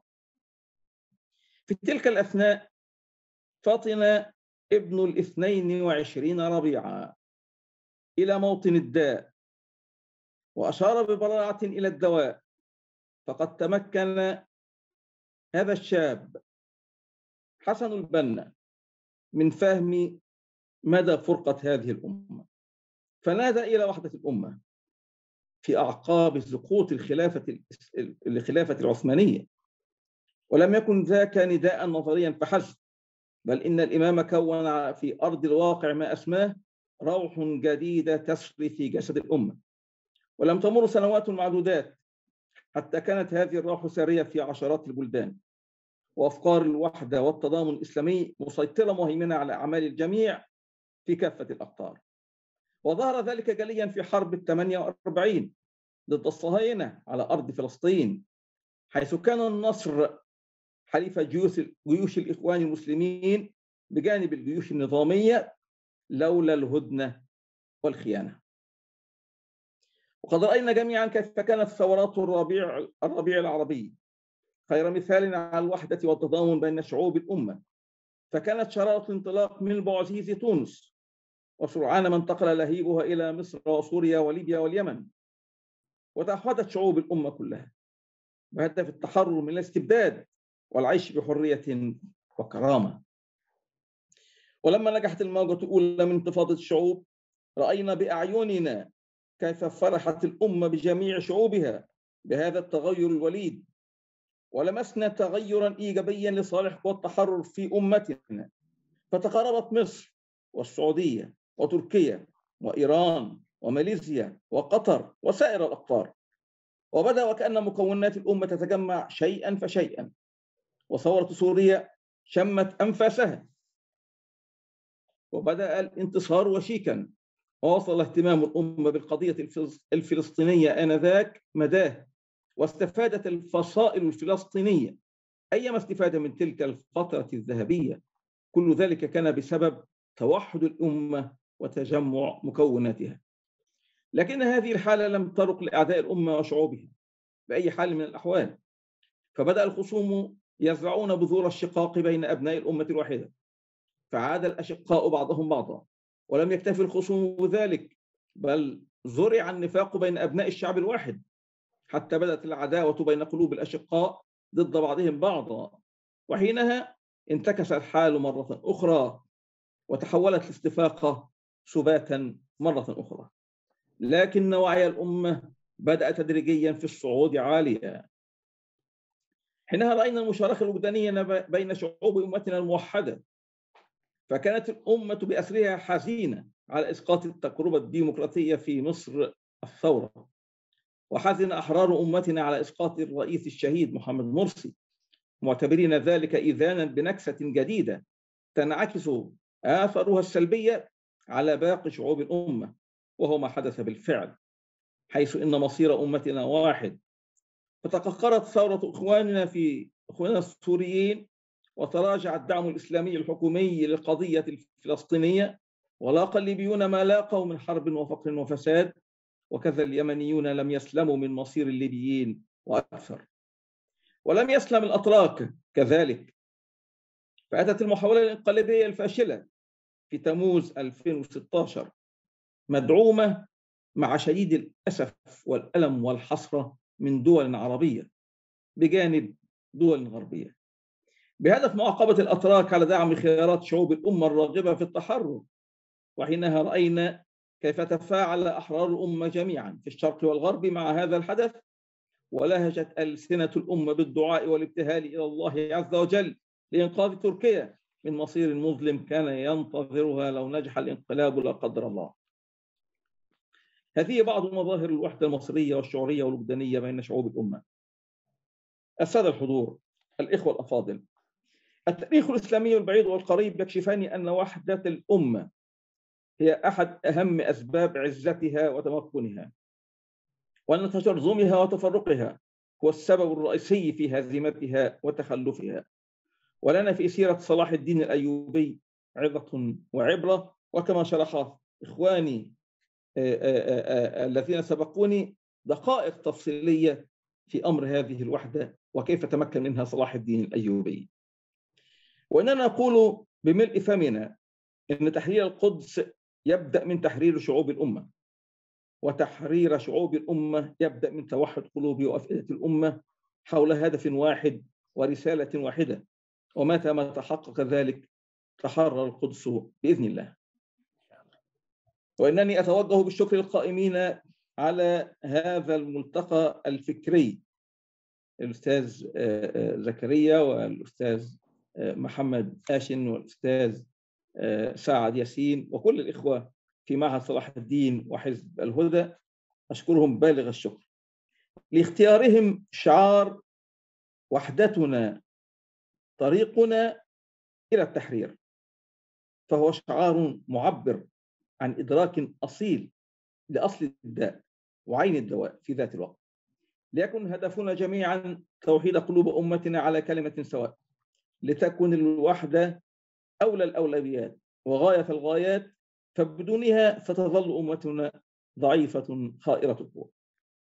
أخيرا، أنا على يقين تام أن المستقبل لهذا الدين وأن النصر لهذه الأمة، شاء من شاء وأبى من أبى، وما علينا سوى العمل والاجتهاد والأخذ بالأسباب، والله متم نوره ولو كره الكافرون. هو الذي أرسل رسوله بالهدى ودين الحق ليظهره على الدين كله ولو كره المشركون. جزاكم الله خيرا جميعا وبارك الله فيكم، والسلام عليكم ورحمة الله وبركاته. Şeyh Mevlana Abdülhamid İsmail Zehi iyi dinlemek istiyoruz doğrusu. İran Belucistan'dan kendisi hazırsa onu dinleyelim. Elhamdülillahi'llezî ellefe beynel mu'minîn ve ceale ictimâ'a kelimetihim ve ittihâde cem'ihim min samimiddin. Vessalâtu vesselamu ala seyyidina ve nebiyyina Muhammed المبعوث رحمة للعالمين. أما بعد، قال الله تعالى: يا أيها الذين آمنوا اتقوا الله حق تقاته ولا تموتن إلا وأنتم مسلمون واعتصموا بحبل الله جميعا ولا تفرقوا. الآية. بداية أحييكم جميعا بتحية السلام الإسلام الخالدة، فالسلام عليكم ورحمة الله وبركاته. وأرى من اللازم أن أوجه شكري وتقديري إلى القائمين بهذا المؤتمر النبيل، حيث أتاحوا لي فرصة المشاركة، وإلى سائر المشاركين من المشايخ والعلماء والنخب، وأسأل الله تعالى لي ولكم التوفيق والنجاح. أيها السادات الكرام، إن الله تعالى ذكر في هذه الآيات الثلاثة محاور، وذكر قبلها مؤامرات اليهود والنصارى لإذلال المسلمين وإغوائهم، ثم ذكر هذه المحاور التي هي نقاط قوة للمسلمين، فإذا طبقوها في حياتهم يحفظون بها أنفسهم من مؤامرات الأعداء ويتبدلون إلى قوة لا تقهر. المحور الأول أن يتقوا الله حق تقاته، وللتقوى درجات، وحق التقاة أن تكون التقوى في حياة الإنسان كاملة. والمحور الثاني هو اعتصام بالله جميعا وعدم التفرق. والمحور الثالث وما أشار إليه بقوله ولتكن منكم أمة يدعون إلى الخير ويأمرون بالمعروف وينهون عن المنكر. فما لن تتحقق هذه المحاور الثلاثة، وهي حق التقوى والاعتصام بحبل الله والدعوة إلى الله، لم تتحقق وحدة حقيقية بين المسلمين، بل تبقى وحدة شكلية أو سياسية. والوحدة الشكلية والسياسية ليست وحدة دائمة ولا قيمة لها. إذا قمنا بدراسة علل مأساة المسلمين في فلسطين نصل إلى هذه الآية، حيث يقول تعالى مخاطبا بني إسرائيل: لتفسدن في الأرض مرتين ولتعلن علوا كبيرا. وإن هذه الآية وإن وردت بشأن بني إسرائيل، ولكن لما أنها ذكرت في القرآن تشتمل على المسلمين أيضا.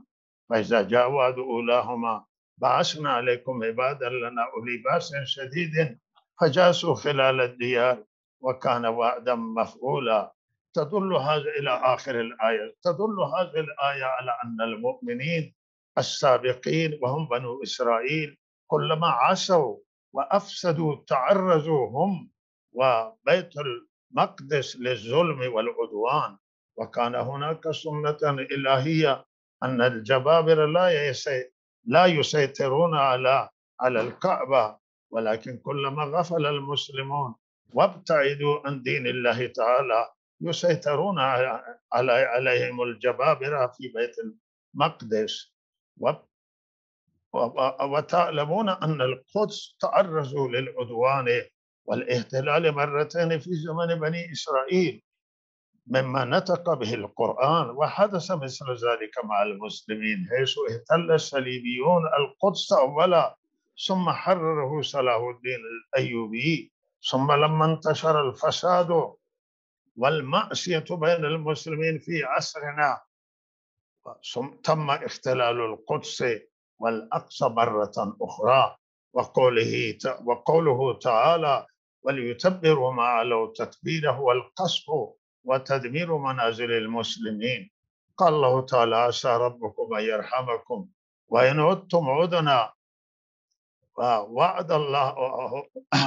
وعد الله بأن العباد إذا عادوا بالفساد يعود الله بالعقاب ويرحمهم إذا تابوا. إن بني إسرائيل حينما تابوا عادوا إلى القدس، فكذلك إذا تاب المسلمون وتمسكوا بمحاور التقوى والاعتصام بحبل الله والدعوة إلى الله سيكون بإمكانهم تحرير القدس. وإن نصر الله مع المسلمين الذين يطيعون أوامر الله ولينصرن الله من ينصر. أما الذين يرتكبون المعاصي ويتركون الفرائض والواجبات ويزيعون حقوق الله وحقوق عباده ويأتون بالمنكرات فلا يستطيعون تحرير القدس والأقصى. إن رسالة القرآن ونداء بيت المقدس أن يتوب المسلمون، خاصة الشعب الفلسطيني المجاهد، ويرجع إلى الله ويعمل بأحكام الإسلام، وخاصة في مجال إقامة الصلاة وإيتاء الزكاة، على العلماء والنخب أن يوجهوا دعوة عامة للمسلمين للعودة إلى الدين، كما دعا رسول الله صلى الله عليه وسلم الصحابة في أحد حين انهزموا بقوله: إلي عباد الله إلي عباد الله، إلي عباد الله. ينبغي أن يوجه العلماء الدعوة نفسها للمسلمين ويدعوهم إلى الدين. فعلينا أن نقوم بهذا الأمر الهام. على العلماء أن يوقظوا الأمة وينشروا الوعي الإسلامي ويحيي هذه المحاور المهمة في حياتهم، التي هي في الحقيقة أصول للنجاة والبقاء. فحينئذ سوف ينصرهم الله. إن تنصروا الله ينصركم ويثبت أقدامكم، وتكون لديهم الغيرة الإيمانية لتحرير القدس والأقصى بإذن الله تعالى. وأرجو أن يصل هذا الجهد المبارك إلى هذا المنشور. أسأل الله تعالى أن يجمع كلمة المسلمين ويعيد إليهم مجدهم وعزهم. وأقول قولي هذا وآخر دعوانا أن الحمد لله رب العالمين. İran Belucistan'ın Büyük Şeyhi Mevlana Abdülhamid İsmail Zahi dinlemiş olmaktan ötürü büyük bir onur doğrusu. Çok teşekkür ediyoruz kendisine. Bütün risaleleri ulaştı bize. Mübaşereten hemen biraz daha doğuya gidelim, İran doğusuna. Hemen Hindistan'a gidelim. Şeyh Selman el-Nedvi, merhum Hasan el-Nedvi'nin okulunun günümüzdeki muazzam temsilcisini dinleyelim. الحمد لله رب العالمين والصلاة والسلام على سيد المرسلين محمد وآله وصحبه أجمعين. أما بعد، أيها السادة الفضلاء، أيها الإخوة النبلاء، الضيوف الكرماء، إنه يسعدني أن ألتقي بكم في ملتقى صلاح الدين الأيوبي الفكري الدولي الثالث. إن هذا الملتقى الفاضل، الملتقى العظيم، الملتقى العالمي الذي يجمعنا هذا اليوم يذكرنا، ونحن نريد أن نذكر أنفسنا وإياكم، يذكرنا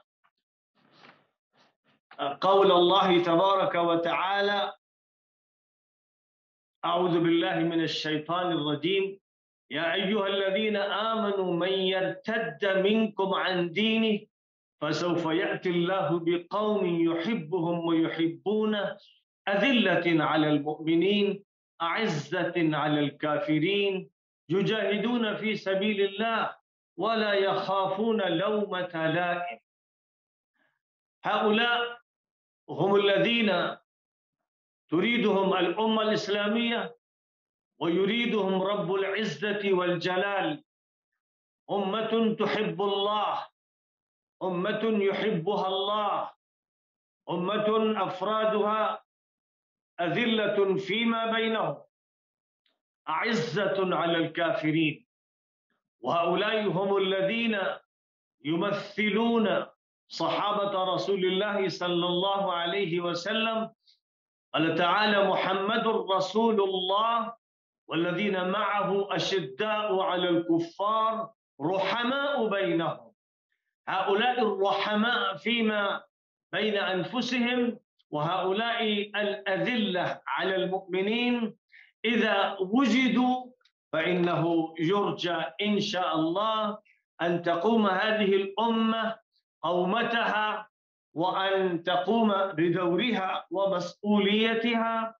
نحن عندما نتذكر صلاح الدين، فصلاح الدين ليس شخصا، صلاح الدين ليس رجلا فحسب، وليس بطلا من الأبطال فحسب، وليس قائدا من القادة فحسب، بل هو، وأريد هنا أن آخذ عبارة من كتاب سيدي الجد الحسن علي الحسني الندوي رحمه الله: ماذا خسر العالم بانحطاط المسلمين.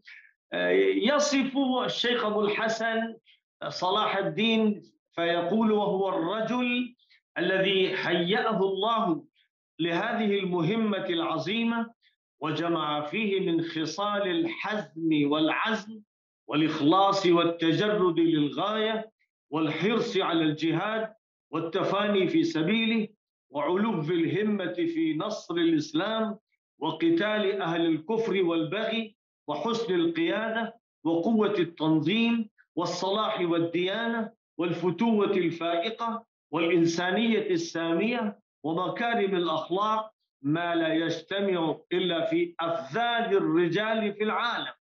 فكان بذلك معجزة من معجزات الإسلام ودليلا على أن الإسلام لم ينتهي دوره ولم يفقد الحيوية والإنتاج، وقد توحد العالم الإسلامي من بين نهر الفرات وبين النيل للمرة الأولى بعد مدة طويلة ليقاتل أوروبا التي تدفقت جيوشها واندفع ملوكها وأمراؤها وقفادها الكبار ليهاجموا العالم الإسلامي.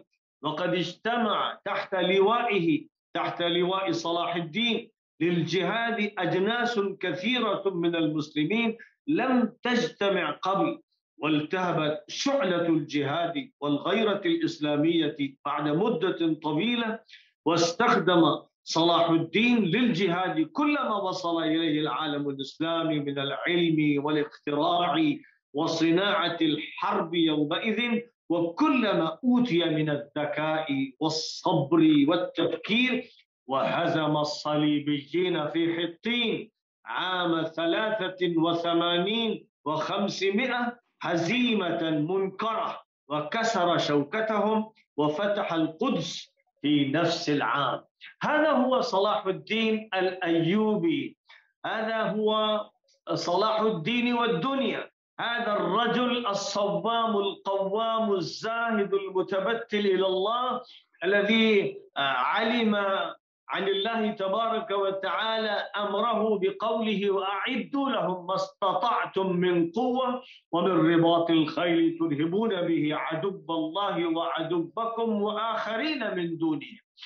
لا شك أن صلاح الدين لم يستطع أن يحصل على هذا الفتح العظيم إلا بعد أن قضى على المسلمين الصليبيين، على الأمراء الذين كانوا يصادقون الصليبيين، كانوا يتوددون إليهم، كانوا يتولونهم، رغم أن الله تبارك وتعالى قال: يا أيها الذين آمنوا لا تتخذوا اليهود والنصارى أولياء بعضهم أولياء بعض ومن يتولهم منكم فإنه منهم.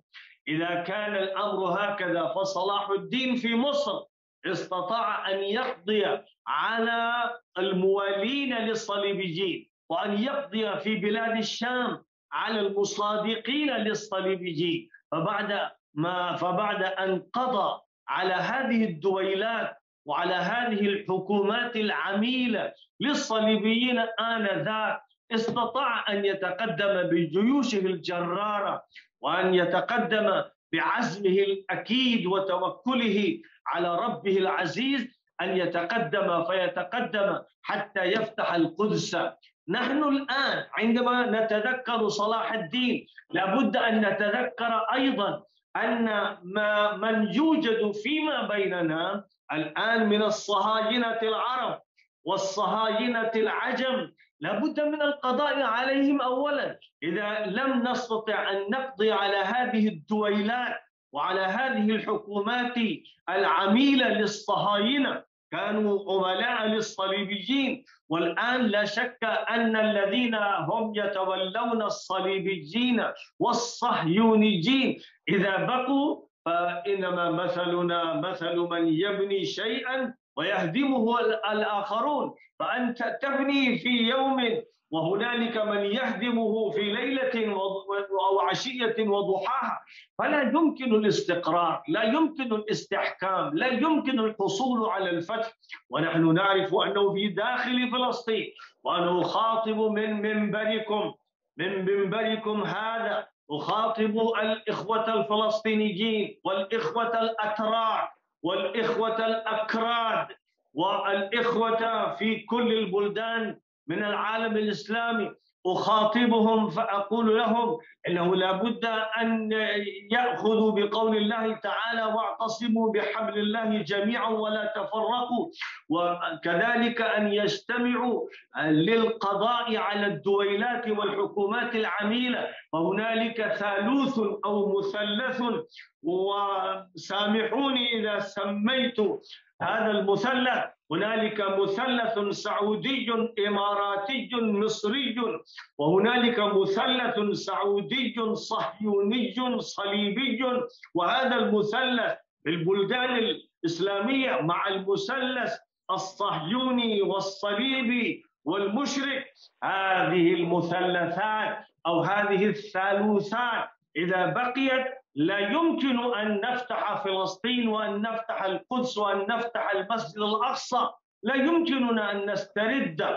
إذن لا بد أن نقضي على هذه المثلثات وعلى هذه الثالوثات، لأنه بعد القضاء على التثليث نصل إلى التوحيد. قل هو الله أحد الله الصمد لم يلد ولم يولد ولم يكن له كفوا أحد. وهنا أذكر نفسي وإياكم قول الله تبارك وتعالى: قد كانت لكم أسوة حسنة في إبراهيم والذين معه إذ قالوا لقومهم إنا براء منكم ومما تعبدون من دون الله كفرنا بكم وبدا بيننا وبينكم العداوة والبغضاء أبدا حتى تؤمنوا بالله وحده. فإذا لا بد من الكفر بالطاغوت، ومهما بقيت طواغيت في العالم الإسلامي وفي داخل فلسطين من العملاء المنافقين، وفي خارج فلسطين في جوار فلسطين بالحكومات العربية العميلة الصهيونية الصليبية،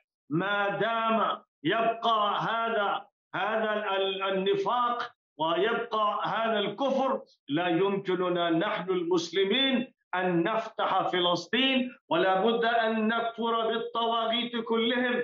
نقول لهيئة الأمم المتحدة: كفى هذه الملفات التي تتعلق بقضية فلسطين ملأتم الدواليب بها. كفى يا مجلس الأمن، كفى. نكفر بكم لأننا نؤمن بالله ونتوكل على الله ونرجع إلى الله. لا نعترف بالمؤسسات العالمية التي كانت بريطانيا هي التي ترأسها عندما أقيمت دولة إسرائيل. هذه الدولة الظالمة، هذه الدولة البغيضة المحتلة أقامها البريطانيون، ثم بعد ذلك تولاها الأمريكيون وحافظ عليها أولئك الذين يمتلكون الويتو، هم الذين يحافظون على الضيق في الحقيقة.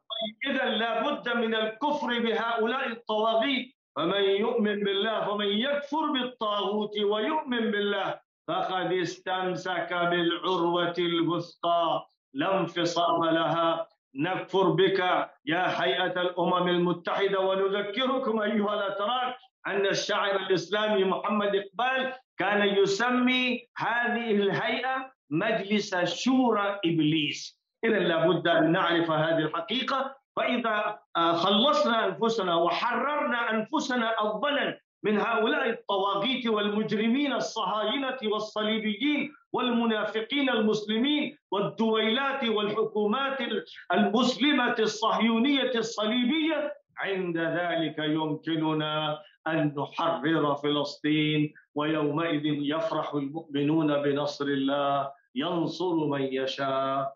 أقول قولي هذا وأستغفر الله العظيم، والسلام عليكم ورحمة الله وبركاته.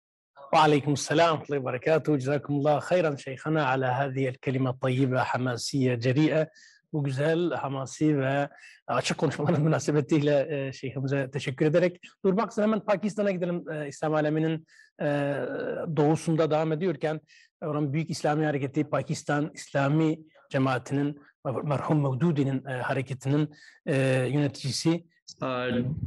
Dear honorable guests and all the highly distinguished brothers from Muslim world, I am pleased to listen highly qualified speakers and to participate along with you today in this symposium. I'm thankful to Institute of Salahuddin Ayyubi for giving me a chance to talk in this symposium. Dear brothers, Salahuddin Ayyubi was a great warrior, mujahid, and a great administrator. He was equipped with excellent wisdom and was a pragmatic commander. He was aware of war-winning techniques, and he knew the importance and skills to retreat. Thus, he made lots of breakthroughs and advancement. Hence, he united most of the Muslim world of that time. He was able to handle sects of Muslim Ummah, Christians, Jews, and Crusaders. He was an unmatchable negotiator as well. He was humble, honest, a man of character, and made a lot of personal sacrifices. All these qualities made him leader of Muslim Ummah for all the time to come.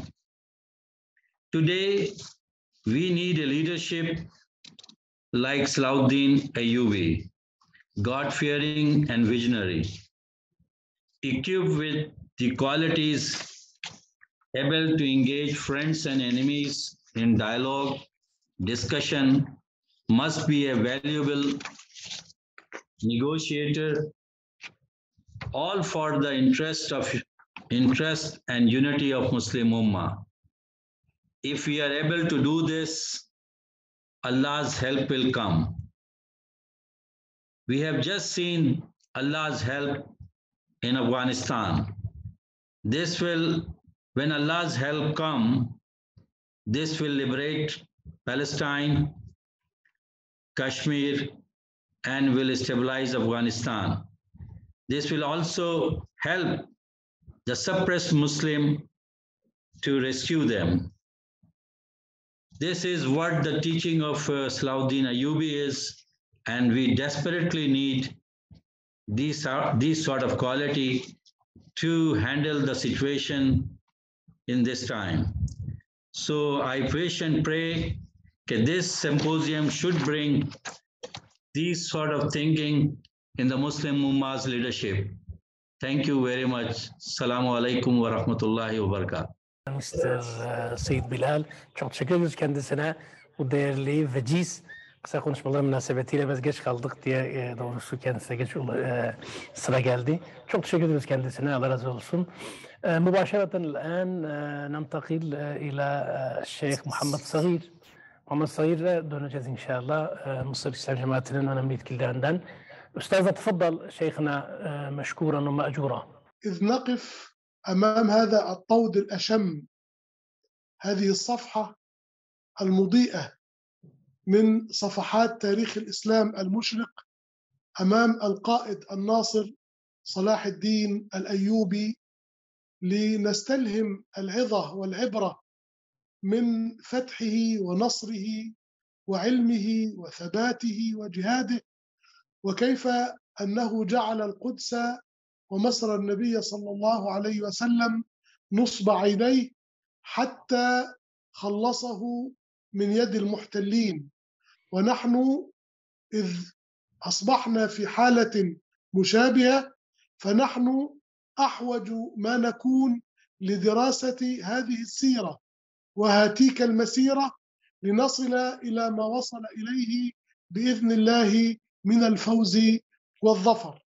وأذكر هنا رؤوس أقلام وخارطة طريق سريعة هي التي أوصلت صلاح الدين إلى ما وصل إليه، فكان صلاحا للدنيا وصلاحا وإقامة للدين أيضا.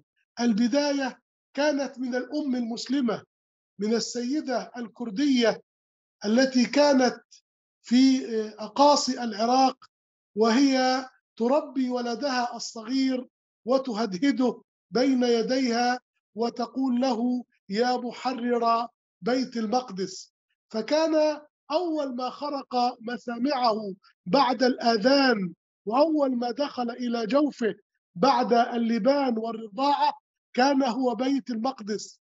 فهذا هو دور الأم المسلمة، المدرسة، كما قال أمير الشعراء: الأم مدرسة إن أنت أعددتها أعددت شعبا طيب الأعراق. فالبداية كانت من البيت، من بيت مسلم ومن امرأة مسلمة. ثم المرحلة الثانية مرحلة الأستاذ والقائد والمربي والمعلم نور الدين محمود زنكي رحمه الله، أحد أعظم أمراء الإسلام وحكام المسلمين، وعمه أسد الدين شيركوه، هذا القائد الكردي المسلم الفذ الذي ربى صلاح الدين في ساحات الوغى وفي ميادين الجهاد حتى تم الفتح. وهذا يحتاج إلى مؤتمر، لكن التزاما بالوقت أذكر نقطة أخيرة فعلها صلاح الدين، لأنه لو لم يكن يقظا ومنتبها لذهبت دولته، لا سيما وقد دبرت له الانقلابات. أول ما دخل صلاح الدين إلى مصر دخل إلى الإسكندرية تحديدا، العاصمة الأولى لمصر قبل فتح المسلمين، واختار هذا الثغر الباسم لأن الإسكندرية حققت رقما صعبا قل ما يحدث في العالم. لقد احتلت الدولة الفاطمية العبيدية مصر بأكملها وفصلتها عن الخلافة العباسية، لكن لم تستطع في 208 سنوات فوق 200 أن تسيطر بالكلية على إقليم الإسكندرية.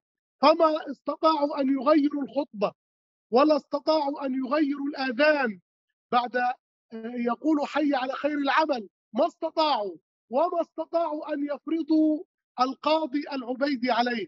وهنا بصر صلاح الدين أن يذهب إلى هذه الحاضنة المقاومة، إلى البلد الذي تمسك بسنيته لينطلق منه إلى تحرير مصر.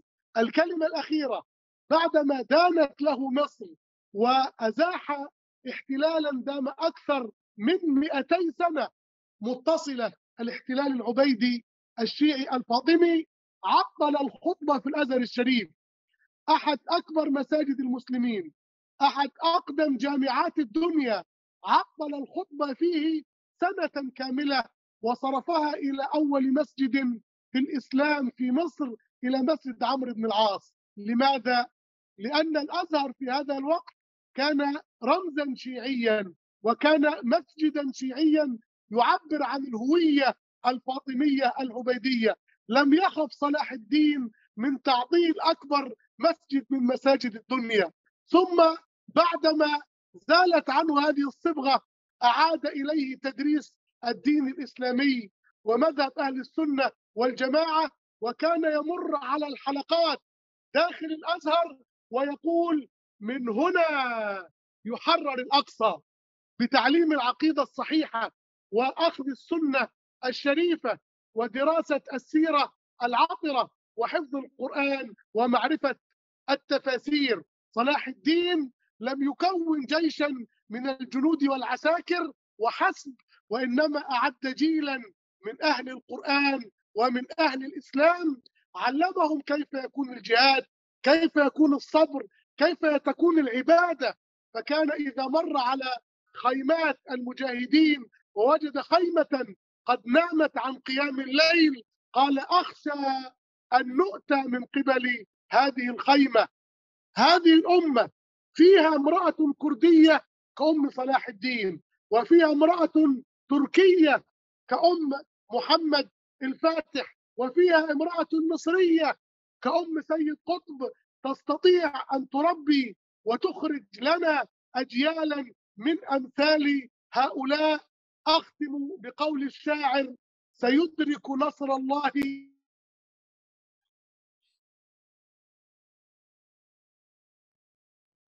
وجزاكم الله خيرا. الله وإياكم. خالص الشكر إلى القائمين على هذا الملتقى الكبير. ومما يستبشر به أن الذين قاموا عليه وأعدوه هم أحفاد صلاح الدين، وعلى أرض محمد بن مراد محمد الفاتح. Barakallahu fikum Şeyh'ine, jazakumullah hayran. Şeyh'im dediği gibi gerek Selahaddin'in torunları gerekse de Muhammed Fatih'in ve Din Zengin'in topraklarında yaşayanların program düzenlemesi inşallah bizim için büyük bir onur vesilesi. Tunuslu Filistin araştırmacısı.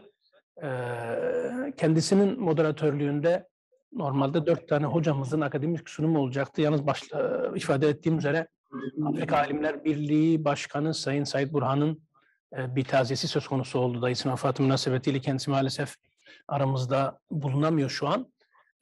Hocamın moderatörlüğünde inşallah akademik sunumlara başlayalım. Üstad Fethi, إذا كنت موجودا تفضل نبدأ بالندوة العلمية. جزاكم الله خيرا. حياكم الله إخواننا الكرام مفكرين وأساتذة ودعاة على هذه المفاكرة الطيبة، ونسأل المولى عز وجل أن تكون في ميزان حسناتكم. كما نشكر إخواننا في حزب الدعوة الحرة هدى بار ومعهد صلاح الدين على تنظيم هذا الملتقى المبارك الذي يعد يعني خطوة مهمة من خطوات التحرير بإذن الله سبحانه وتعالى. في ظلال هذه الذكرى المباركة، ذكرى التحرير الصلاحي التي كانت في 12/1187 الموافق ل 27 رجب 583 للهجرة، يعقد معهد صلاح الدين الأيوبي بتركيا الملتقى الفكري الثالث تحت شعار وحدتنا طريقنا إلى التحرير، بحضور نخبة من المفكرين والعلماء والدعاة من مختلف دول العالم العربي والإسلامي. ونحن حقيقة إذ نحيي هذه الذكرى فإننا نستحضر هذه التجربة من حيث هي سنن وقوانين تاريخية واجتماعية قابلة للتسخير فهما واستثمارا وتنزيلا، وليست مجرد أماني وطموحات نسوقها أو تسوقها لنا الأقدار دون فعل مؤسسي ولا منهجي. ولا ننسى ونحن نتناول هذه التجربة الصلاحية دراسة وتمحيصا أن نغفل الاستراتيجيات التي اتبعها صلاح الدين الأيوبي، ومنها وعلى رأسها توحيد الصف الإسلامي وجمع كلمة المسلمين على كلمة سواء. وفي ظلال هذه المعاني وتحت هذا الشعار وحدتنا طريقنا إلى التحرير يعقد المعهد ملتقاه الفكري الثالث، ويسرنا أن نرحب بالسادة المفكرين والدكاترة الذين أعدوا أوراقا لهذه الندوة، منهم الدكتور محمد المختار الشنقيطي أستاذ الأخلاق السياسية، والذي سيقدم لنا ورقة بعنوان مفهوم الوحدة في الفكر الإسلامي، والدكتور سعيد برهان رئيس اتحاد علماء إفريقيا، وكان عنوان ورقته دور العلماء في وحدة الأمة، لكن طرأ عليه طارئ وهو وفاة أحد أخواله فاعتذر قبل قليل ولن يتمكن من المشاركة. نسأل الله لهم الرحمة ولهم الصبر والسلوان. والكلمة الثالثة للدكتور نواف التكروري رئيس هيئة علماء فلسطين تحت عنوان كيف يمكن أن تكون القدس عنوانا لوحدة الأمة. وأخيرا الدكتور عبد القادر توران من تركيا وهو باحث في شؤون بيت المقدس في عنوان أو تحت عنوان وحدة المسلمين في المشروع الصلاحي. نستهل إذن هذه الندوة بالافتتاح لها من طرف الدكتور محمد المختار الشنقيطي، فليتفضل مشكورا مأجورا. ومدة الكلمة أستاذنا والكلمة للجميع في حدود يعني الورقة تقدم في حدود 15 دقيقة. حياكم الله. دكتور محمد هو موجود الآن داخل على الخط، لكن ممكن إذا كان في اتصال معه لتذكيره ربما. قبل قليل هو كان موجودا وهو لا يزال موجود، لكن يبدو أنه يعني بعيد عن الجهاز. السلام عليكم.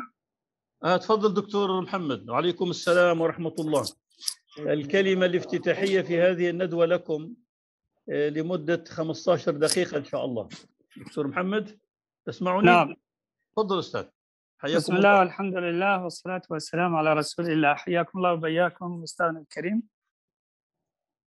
شكرا على التقديم، وأشكر الأحبة المنظمين لهذا الملتقى المبارك. سأركز على موضوع وحدة الأمة وعلاقة ذلك بنمط القيادة من خلال نموذج صلاح الدين الأيوبي، ليس كنموذج في فعله فقط وإنما في شخصه، كيف تجسدت وحدة الأمة في شخص أولا، ثم في نمط من أنماط القيادة. صلاح الدين الأيوبي رحمة الله عليه كان رجلا بأمة، فهو كان يجمع شتات الأمة الإسلامية كلها، خصوصا في المنطقة التي عاش فيها، أي منطقة التقاطع ما بين بلاد مصر والشام والأناضول والعراق، أو المنطقة التي يمكن أن نسميها هلال شرق المتوسط. هلال شرق المتوسط الذي يمتد الآن من تركيا شمالا ويمر بالشام والعراق شرقا ثم مصر جنوبا. هذا الهلال كان صلاح الدين الأيوبي عاش في تقاطع هذا الهلال، واستطاع أن يلملم شتات الأمة في هذا الهلال الاستراتيجي المهم الذي تقع القدس في القلب منه. كان صلاح الدين الأيوبي من الناحية العرقية كرديا، ومن الناحية الثقافية عربيا، ومن الناحية السياسية تركيا، وسأشرح ذلك. أما من الناحية العرقية والقومية فهذا معروف، فهو من أسرة أصيلة ذات نسب عريق في الأكراد، أصلها من تكريت وضواحي تكريت. وأما من الناحية الثقافية فهو ينتمي إلى العرب بحكم ثقافته العربية العميقة. انتماء صلاح الدين الأيوبي إذن كان انتماء ثلاثيا ذا ثلاثة أبعاد، ينتمي إلى الشعوب المشكلة لمنطقة الشرق المتوسط الإسلامية، فهو كما قلت من حيث النسب كردي، ومن حيث الثقافة عربي، ومن حيث السياسة تركي. من ناحية الثقافية، من ناحية النسب تحدثت عنها، من ناحية الثقافة يقول ابن شداد قاضي صلاح الدين وكاتب سيرته إن صلاح الدين الأيوبي كان من أعلم الناس بتاريخ العرب وأيامهم وأنسابهم وأنساب خيولهم، حتى يقول وأنساب خيولهم. وأيضا يذكر عنه عدد من المؤرخين أنه كان يحفظ ديوان الحماسة لأبي تمام، وديوان الحماسة من أهم مدونات الأدب العربي ومجمع ثقافة العرب وأيامهم وفخارهم. أما من الناحية السياسية والعسكرية فصلاح الدين الأيوبي كان جزءاً من نخبة سياسية وعسكرية تركية كانت تمسك أو بدأت تمسك بمصائر العالم الإسلامي آنذاك، منذ أن بويع أول سلطان سلجوقي في بغداد عام 1055 ميلادية. بدأت النخبة التركية تمسك بمصائر العالم الإسلامي، الدولة السلجوقية ثم بعدها دولة المماليك ثم بعدها الدولة العثمانية. هذه النخبة التي حكمت العالم الإسلامي أكثر من 8 قرون كان صلاح الدين في القلب منها، ولذلك هو حقيقة كان ينتمي إلى كل هؤلاء، لأنه ينتمي إلى الإسلام أولا وقبل كل شيء، وكل هذه الشعوب بالنسبة له شعوب مسلمة وإخوة في دين الإسلام. هنالك قصة طريفة ذكرها ابن العماد الحنبلي في كتابه شذرات الذهب في أخبار من ذهب، تدل على هذا الانتماء لصلاح الدين الأيوبي، انتماؤه إلى الأتراك بقدر انتمائه إلى الأكراد وبقدر انتمائه إلى العرب. ينقل ابن العماد عن العماد الكاتب، العماد المقصود به هو العماد الأصفهاني كاتب صلاح الدين الأيوبي. يقول ابن العماد الحنبلي: قال العماد الكاتب: لما وصل السلطان صلاح الدين إلى حمص خرج إلينا ابن الدهان، وابن الدهان هو شاعر عراقي من الموصل. خرج إلينا ابن الدهان فقدمته وقلت: هذا الذي يقول في قصيدة يمدح بها ابن رزيك: أمدح الترك أبغي الفضل عندهم والشعر ما زال عند الترك متروكا. قال: فأعطاه السلطان 100 دينار وقال: حتى لا تقول إن الشعر متروك عند الترك. يعني الشاعر ابن الدهان هو شاعر عراقي وكان يمدح الدولة الفاطمية في أشعاره، وابن رزيك هو أحد وزراء الدولة الفاطمية. في أحد مدائح ابن الدهان للوزير ابن الرزيك عرض بالأتراك وقال إنهم لا يهتمون بالشعر وأنهم لا يعطون المال للشعراء، فقال: أمدح الترك أبغي الفضل عندهم والشعر ما زال عند الترك متروكا. لكن صلاح الدين رفض هذه النظرة السلبية إلى الأتراك ودافع عنهم. قال: فأعطاه 100 دينار وقال: حتى لا تقولوا إن الشعر متروك عند الترك.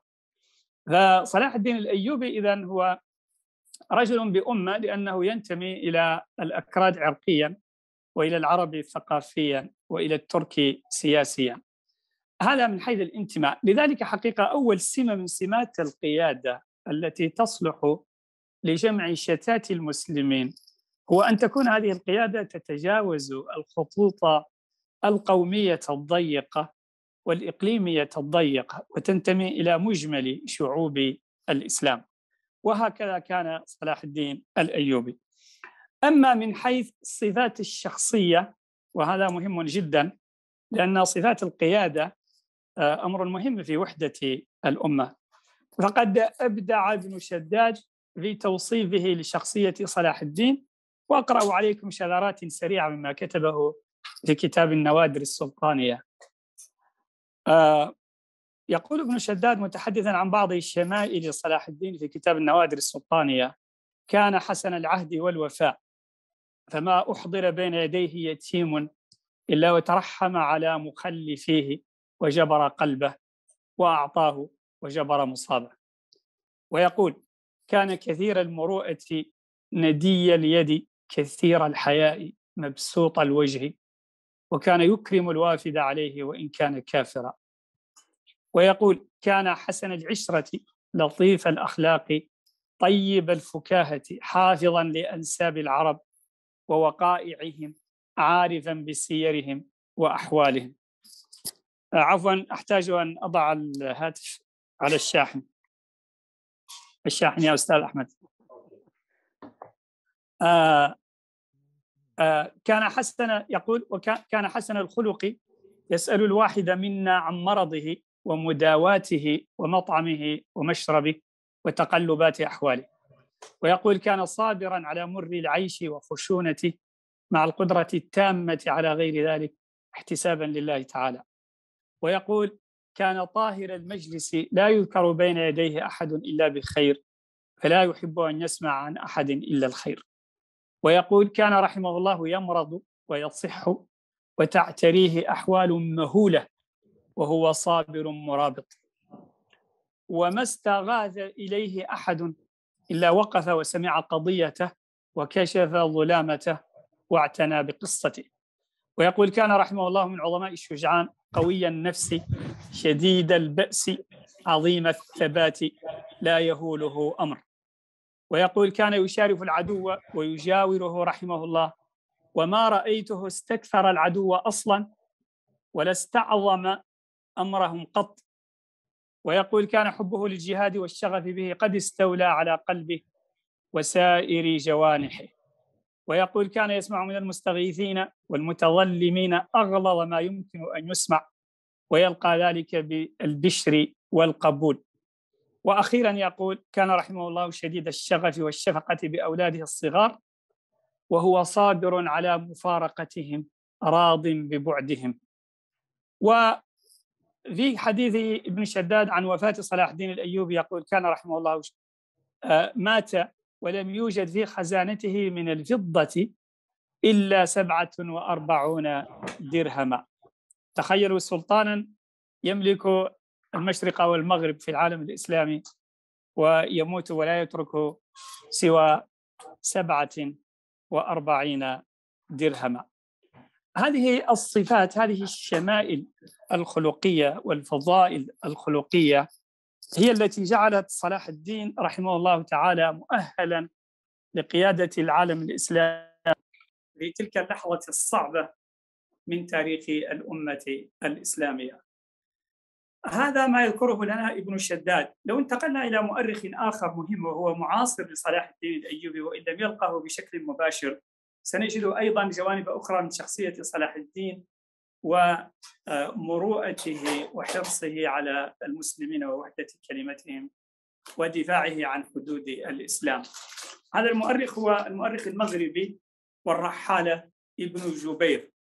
وابن جبير طبعا طاف من مشرق العالم الإسلامي إلى مغربه، من المغرب إلى بغداد، وزار بلاد الشام، زار دمشق لما كان صلاح الدين سلطانا وعاصمته دمشق، ولكن لم يلتقي بصلاح الدين وجها لوجه لأنه كان خارجا لغزوة إلى قلعة الكرك يوم زار ابن جبير دمشق، ولكنه عرف عنه من خلال ما رآه من سياساته في بلاد الشام، وخصوصا ما رآه من سياساته في بلاد الحجاز التي زارها ابن جبير حاجا.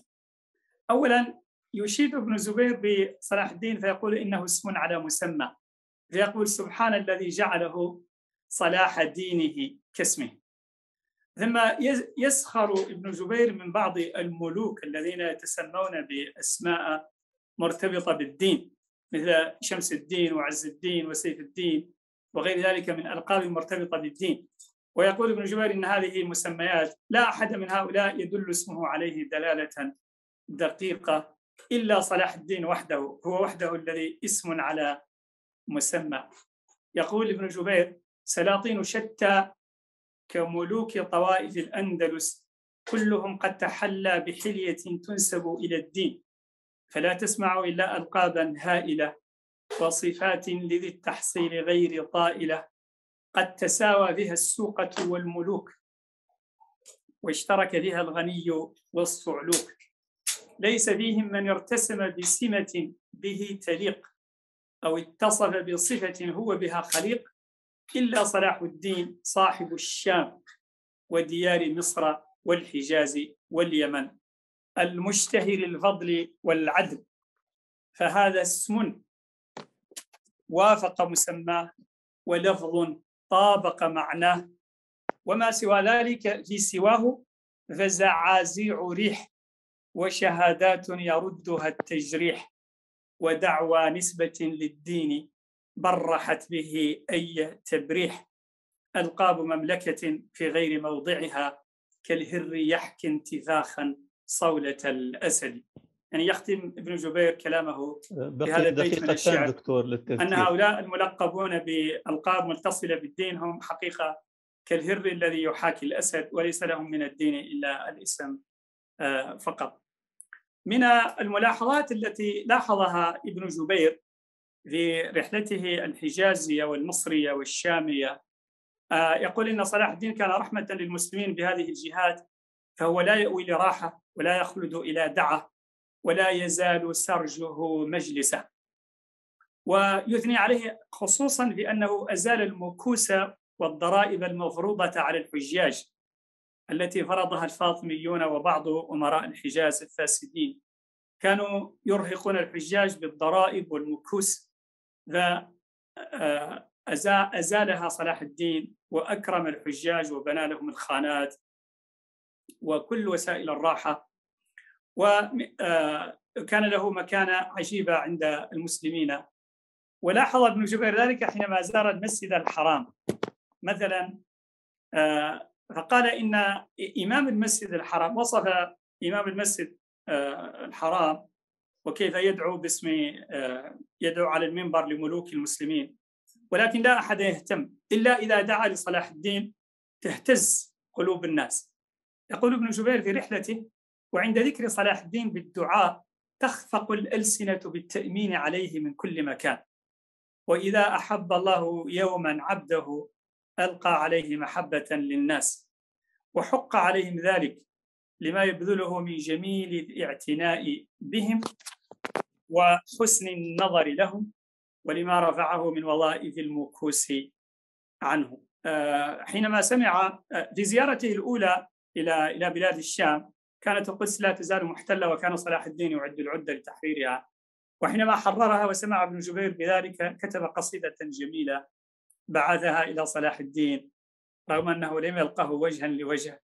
ويقول ابن جبير في هذه القصيدة: ذأرت لدين الهدى في العدا فآثرك الله من ثائر، وقمت بنصر إله الورى فسماك بالملك الناصر، وجاهدت مجتهدا صابرا فلله أجرك من صابر، تبيت الملوك على فرشهم وترفل في الزرد السابر، وتؤثر جاهد عيش الجهاد على طيب عيشهم الناضر، وتسهر ليلك في حق من سيرضيك في جفنك الساهر، فتحت المقدس من أرضه فعادت إلى وصفها الطاهر، وجئت إلى قدسه المرتضى فخلصته من يد الكافر، وأعليت فيه منار الهدى وأحييت من رسمه الداثر. لكم ذخر الله هذه الفتوح من الزمن الأول الغابر، وخصك من بعد فاروقه بها لاصطناعك في الآخر. محبتكم ألقيت في النفوس بذكر لكم في الورى طائر، فكم لهم عند ذكر الملوك لمثلك من مثل سائر. وأخيرا أقول إنه القاضي بن شداد قاضي جيش صلاح الدين وكاتب السيرة هو أول من استعمل مصطلح خادم الحرمين الشريفين، ووصف بها صلاح الدين الأيوبي في كتابه النوادر السلطانية.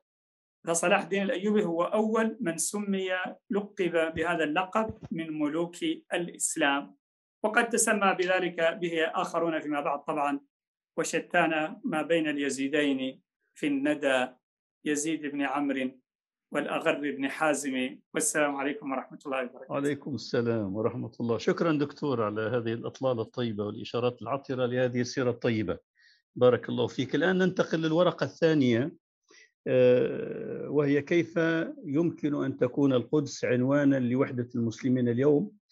ويلقي هذه الورقة فضيلة الدكتور نواف التكروري رئيس هيئة علماء فلسطين، فليتفضل مشكورا مع الالتزام ب15 دقيقة إن شاء الله.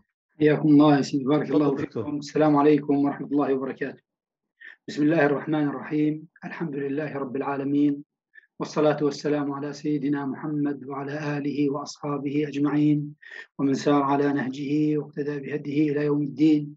ورضي الله عن عباده المجاهدين الذين سلكوا طريق رسوله في الدفاع عن كرامة هذه الأمة ومقدساتها، ومنهم وفي مقدمتهم صلاح الدين رحمه الله ورضي الله عنه على ما بذل وقدم، وخلد الله فينا ذكره، لأنه كما قال فضيلة الدكتور محمد مختار مثل بشخصه أمة، توحيد الأمة، إن إبراهيم كان أمة، وإن صلاح الدين الأيوبي مثل توحيد الأمة بشخصه بما حمل من خير وحب لهذه الأمة ولتعاليه وترفعه عن صغائر الأمور التي يحملها كثير ممن تصدروا للقيادة اليوم مع الأسف.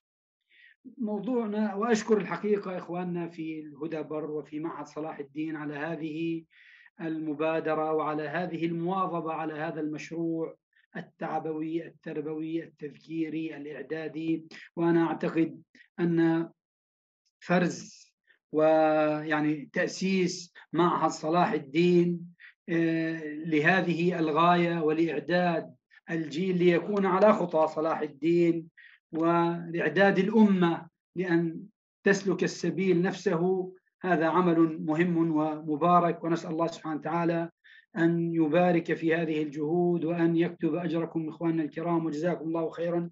موضوعنا: بما تكون القدس مصدر وحدة وجامعا للأمة؟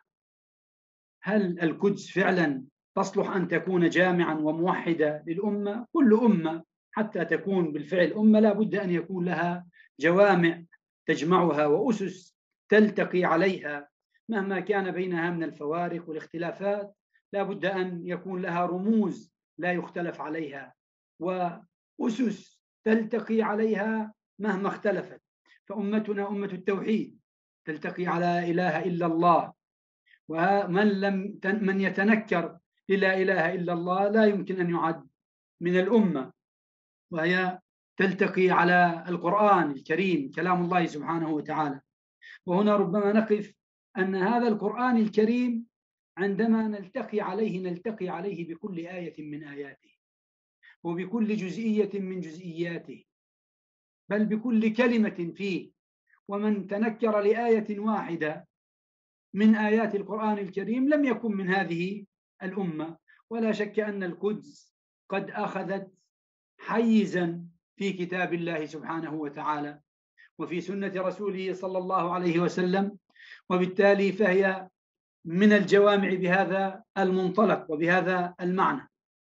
وطبعا وتلتقي الأمة على الرسول صلى الله عليه وسلم، فهو من لم يشهد بنبوته ولو شهد بالتوحيد لم يكن مسلما ولم يكن من هذه الأمة. وتلتقي على القبلة والكعبة، ولا شك أن القبلة جعلت مرتين، مرة الأولى للمسجد الأقصى المبارك، ونسخ التوجه إليها بالصلاة لا ينسخ قداستها ومكانتها كما أكدت ذلك النصوص، وأنا أريد أن أمر سريعا. وبالتالي فالقدس بطبيعة الحال ومن أكثر من وجه هي جامع لجوامع الأمة. لكن بماذا أو كيف إذا نظرنا إليها نجد فعلا أنها جامع؟ أولا إذا نظرنا النظرة العقائدية الدينية للقدس فإننا نجدها أنها جامع للأمة وموحدة لها في كل جانب، فهي قبلة المسلمين الأولى، وهي مسرى الرسول صلى الله عليه وسلم. والله سبحانه وتعالى جمع الأنبياء لرسوله صلى الله عليه وسلم فأمهم، وهو دليل على وحدة ما جاء به الأنبياء عليهم الصلاة والسلام، وأن ميراث هذا الذي جاء إنما هو عند رسول الله صلى الله عليه وسلم، وهو لأمته من بعده، ولا يكون لأمته إلا بتمسكها بما عنده. وبالتالي هذه هي الأرض المباركة للأمة البشرية، وهي تحتاج لكي يحافظ عليها من الأمة المؤمنة أو من الأمة التي تنسب إليها إلى الإيمان، وتحتاج مع الإيمان إلى الشجاعة وإلى التضحية والإقدام. ولذلك الله سبحانه وتعالى عندما قال على لسان سيدنا موسى وإذ قال موسى لقومه يا قوم اذكروا نعمة الله عليكم إذ جعل فيكم أنبياء وجعلكم ملوكا وآتاكم ما لم يؤت أحدا من العالمين يا قوم ادخلوا الأرض المقدسة التي كتب الله لكم. كتب الله لهم لأن بعض الناس يقف عند هذه ويقول النص يقول أن الله سبحانه وتعالى كتب هذه الأرض لبني إسرائيل. لا، الله سبحانه وتعالى كتب هذه الأرض للأنبياء وأتباعهم وهم على ملتهم دون تغيير. كتب لكم بصفتكم مؤمنين، ولذلك لكن صفة الإيمان وحدها لا تكفي لتحقيق إحراز هذه الأرض المباركة، ولا بد من الاتصاب بصفة التضحية والوحدة عليها. ولذلك قالوا إن فيها قوم جبارين. لا شك أنهم كانوا مسلمين مع موسى عليه السلام وضحوا وخرجوا معه، ولكنهم كانوا جبناء فحرموا هذه الأرض المباركة، وكتب عليهم التيه بجبنهم وعدم إقدامهم وعدم تضحيتهم للدفاع عنها والحفاظ عليها. وهكذا بعد ذلك بعد سيدنا سليمان عليه السلام انحرفوا عن طريق الإيمان فسلبت منهم. وهكذا أمتنا عندما انحرفت وتنازعت وتشتتت وتمزق شملها تسلط الصليبيون، وكما بين الإخوة عندما جاء صلاح الدين بوحدة الأمة على دينها. كثير من الناس ينادي الفلسطينيين وينادي المسلمين بالوحدة. كلمة الوحدة بمفردها لا تكفي، ولو توحدت الأمة على الخذلان لكانت هذه مصيبة أكبر من فرقتها بين خذلان وإقدام. وبالتالي عندما ندعو إلى الوحدة على مستوى الشعب الفلسطيني أو ندعو إلى وحدة الأمة، ينبغي أن تكون الدعوة إلى وحدتها على خيار الإيمان، على خيار حفظ الحقوق، على خيار الجهاد. فالنظرة إلى فلسطين وإلى القدس إذا كانت نظرة عقائدية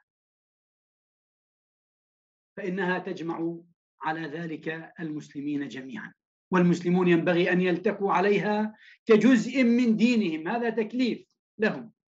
ولا شك أن حفظ الدين مقصد الأول من مقاصد الشريعة. فإذا نظرنا إلى القدس على أنها دين، صار تكليف لكل فرد لا اختلاف ولا أثر لاختلاف موقعه وقومه وجنسه ووطنه الذي يقيم فيه، بل إذا نظرنا إليها نظرة عقائدية فإننا سنجعلها مقدمة على أوطاننا التي ولدنا بها، لأن الدين والرسول صلى الله عليه وسلم هكذا أنزلها ونحن عنه نأخذ. فهي مكة، المدينة، القدس، موطني الذي ولدت به، بقية بلاد المسلمين. فمن نظر إلى هذه النظرة العقائدية التقى المسلمون جميعا. إذا نظروا لهذه الأرض هذه النظرة الدينية فإنهم يلتقون جميعا مهما تباعدت أوطانهم، بل إنهم يقدموها على أوطانهم، لأن هذا تقديم دين. فالرسول صلى الله عليه وسلم عندما قال عبد الله بن أبي لئن رجعنا إلى المدينة ليخرجن منها الأعز الأذل، قال له المؤمنون لأنهم يقدسون النبي صلى الله عليه وسلم، بخلاف أي قائد قالوا أنت الأعز وهو الأذل. قدموه على المواطن الأصلي بنظرة القداسة والدين والعقيدة. فلما كانت نظرتهم نظرة اعتقاد ونظرة تدين قدموا. على كل حال أنا لا أريد أن إذا النظرة الأولى إذا نظرنا نظرة عقائدية لهذه الأرض المباركة ولهذه الأرض التي بورك فيها للعالمين ويرثها عباد الله المؤمنين، إذا نظرنا لها في مكانتها الدينية وأنها مفتاح الأرض إلى السماء، كل هذا يدعونا مباشرة إلى أن نلتقي مهما كان بيننا من خلاف لتحقيق هذه الغاية. الأمر الآخر الذي يجمع ويوحد الأمة على القدس معرفة طبيعة العدوان الصهيوني والغرض لدى من زرعوا هذا الكيان في قلب الأمة. فإن من عرف ما هي الغاية من احتلال القدس وأن حدود مقاصد هذا العدو ومراده في أرضنا لا ينحصر في القدس، صار ولو لم يكن مسلما مجرد وطنيا من أهل البلاد، صار معنيا أن يتوحد وأن تلتقي كلمته مع أهل المنطقة كلها، لا ليدافع عن القدس وإنما ليجعل من دفاعه عن القدس دفاعا عن وطنه وعن بلده الذي يعيش فيه. وذلك أن هذا العدو لا يستقصد القدس وحدها وغير راض، ولا يوجد في الأمة ناج من كيده وغيظه وإعداده ومراده. أرضك يا إسرائيل من الفرات إلى النيل، وعدا ذلك الاحتلال الاقتصادي والاحتلال الفكري الذي يريده لهذه الأمة. فإن القدس جامع لنا جميعا خلفها وللدفاع عنها، من أجل أن تكون خط الدفاع الأول عن أوطاننا. ومن هنا كثيرا ما نقول لهؤلاء الذين يتسابقوا للسلام مع الكيان الصهيوني وإعطائه صفة الشريك في البلاد والعباد تحت عنوان التنازل عن فلسطين، أقول هذا ليس التنازل عن فلسطين، هذا تنازل عن عروشهم بغباء، هذا تنازل عن بلادهم وأوطانهم وعن كل شبر فيها، لأن هذا العدو محط أنظاره ليس حدود فلسطين المعروفة اليوم بالتاريخ وعلى مدى، وإنما محط أنظاره هو هذه الأمة. بل إننا لو تمكنا من كشف حقيقة مراد هذا العدو في مواجهته وفي احتلاله لفلسطين وترسيخه دولة له، لو أوضحنا أغراضه لربما تمكنا من تحريض دول العالم أن تقف في مواجهته، لأن ليس فيها من هو ناج من كيده وإرادته الكيد في هذه البلاد كلها. وهو يريد أن يتزعم العالم وأن يثبت قواعده التلمودية أن اليهود هم الشعب المختار وما عداهم أمميون ينبغي أن يكونوا خدما. ولذلك قالوا قاعدة بيرز هذا رجل السلام، قال إن العقل اليهودي يعني الإدارة، يعني السلطة، يعني القيادة، والأرض العربية أو المال العربي والأيدي العاملة المصرية والماء التركي كفيل بإحياء المنطقة، لكن بإيش؟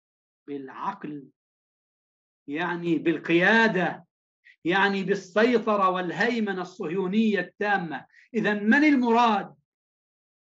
هو ليس القدس وحدها. فلو أننا لا قدر الله تخلينا عن الجانب العقدي في النظرة لهذه القضية ونظرنا إليها بمصالح أوطاننا، لوجب علينا أن نتوحد وأن نلتقي لكي نواجه هذا العدو المعتدي الذي يريد النيل من أرضنا ومن بلادنا جميعا.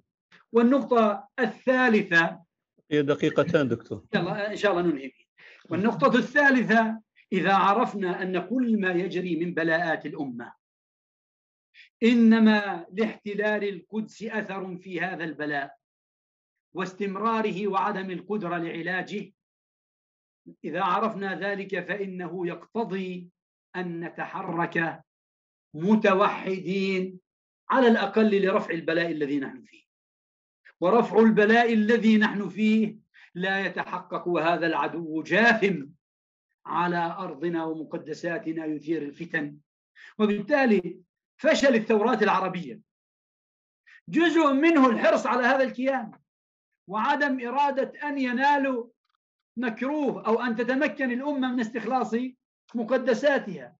ولذلك لم يقتصر الأمر على السيطرة على المقدس، وإنما اقتضى أن توجد الفتن وأن يحال بين الشعوب وبين كرامتها وعزتها وغير ذلك. أخيرا، إذا أردنا أن نقول نقطة رابعة، إذا عرفنا معنى الفتح والتحرير وما يتعلق فيه من الرضوان والتمكين، فإننا نجتمع عليه مهما اختلفت وجهاتنا وآراؤنا. فلما فتح صلاح الدين الأيوبي حلب عام 579 قال القاضي ابن الزكي قصيدته مخاطبا صلاح الدين: وفتحك حلبا بالسيف في صفري مبشر بفتح القدس في رجب. وبالفعل بعد 4 سنوات وفي رجب فتحت بيت المقدس. فكان هذا يعني من التوفيقات. ولذلك قال في خطبته عندما فتح صلاح الدين بيت المقدس، جاء بصاحب القصيدة لكي يلقي خطبته فقال: أيها الناس أبشروا برضوان الله الذي هو الغاية القصوى والدرجة العليا. هذا الرضوان من ماذا؟ لما يسره الله على أيديكم من استرداد هذه الضالة من الأمة الضالة وردها إلى مقرها من الإسلام بعد ابتذالها بأيدي المشركين. أي إن التوفيق والرضا من الله سبحانه وتعالى هو عطاء الملتقين على توحيد هذه الأرض المباركة. نسأل الله سبحانه وتعالى أن يستخدمنا جميعا ويستعملنا في نصرتها وفي تحريرها، وأن يجعلنا ممن تتحرر نفوسهم من كل غرض دنيء صغير تميل كثير من النفوس إليه اليوم، لكي نكون من العاملين لتحرير المسجد الأقصى وبلاد المسلمين. جزاكم الله خيرا وبارك الله فيكم. على هذه الفرصة، والسلام عليكم ورحمة الله وبركاته. وعليكم السلام. شكرا لكم شيخ نواف على هذه الإطلالة الطيبة. فالقدس نعم يمكن أن تكون عنوانا كبيرا لوحدة المسلمين وجمع كلمتهم بإذن الله سبحانه وتعالى. الكلمة الأخيرة للدكتور عبد القادر طوران، وهو باحث في شؤون بيت المقدس، وعنوان الورقة حول دور وحدة المسلمين في المشروع التحريري الصلاحي. فليتفضل الدكتور مشكورا، والمدة 15 dakika يا دكتور عبد القادر طوران. Teşekkür ederim. Allah razı olsun. Benden önce acaba Seydam çok bekledi. Seymalanlar çok bekledi. Acaba Seyda bir konuşmasını yapsa mı yani? Acaba yoruldular mı orada? Bekliyorlar çünkü. Hocam siz bilirsiniz. Benden de buyurun. Sorun yok. Onun için acaba Seyda bir konuşacaklarını bir söylese, istifade etsek. Çünkü hakikaten yoruldular. Çoktan bekliyorlar. Bence buyursunlar. Ondan sonra ben de 10-15 dakika inşallah anlatacaklarımı anlatırım. كلامك سيدة قدريك. أعوذ بالله من الشيطان الرجيم. بسم الله الرحمن الرحيم. الحمد لله الملك الأحد الفرد الصمد الذي فتح أبواب السعادة لمن شاء من عباده ومنح أسباب الشهادة لمن اصطفاه وفرض الجهاد على العباد إيجابا وإلزاما وأجزل ثواب المجاهدين والشهداء وأعز المسلمين بنصره وأذل الكافرين والجاحدين بقهره وجعل العاقبة للمتقين بفضله كما نصر رسول الله صلى الله عليه وسلم في فتح مكة المكرمة وما حولها من جزيرة العرب وغيرها، ونصر قائد جيش الإسلام وبطل الإسلام صلاح الدين الأيوبي في فتح القدس. فبمناسبة يوم فتح المسجد الأقصى المبارك نذكر بعض المناقب الحميدة لبطل الإسلام والمجاهد في سبيل الله صلاح الدين الأيوبي رحمه الله. السلام عليكم ورحمة الله وبركاته. كان صلاح الدين رحمه الله شجاعا من أعظم الشجعان، قوي النفس والقلب، شديد البأس، عظيم الثبات، لا يهوله أمر حتى كان يقاتل بالجمع القليل الجيوش الكثيرة من الفرنج مع كثرة عساكرهم وأسلحتهم، ومع ذلك لا يزداد إلا قوة نفس وصبر.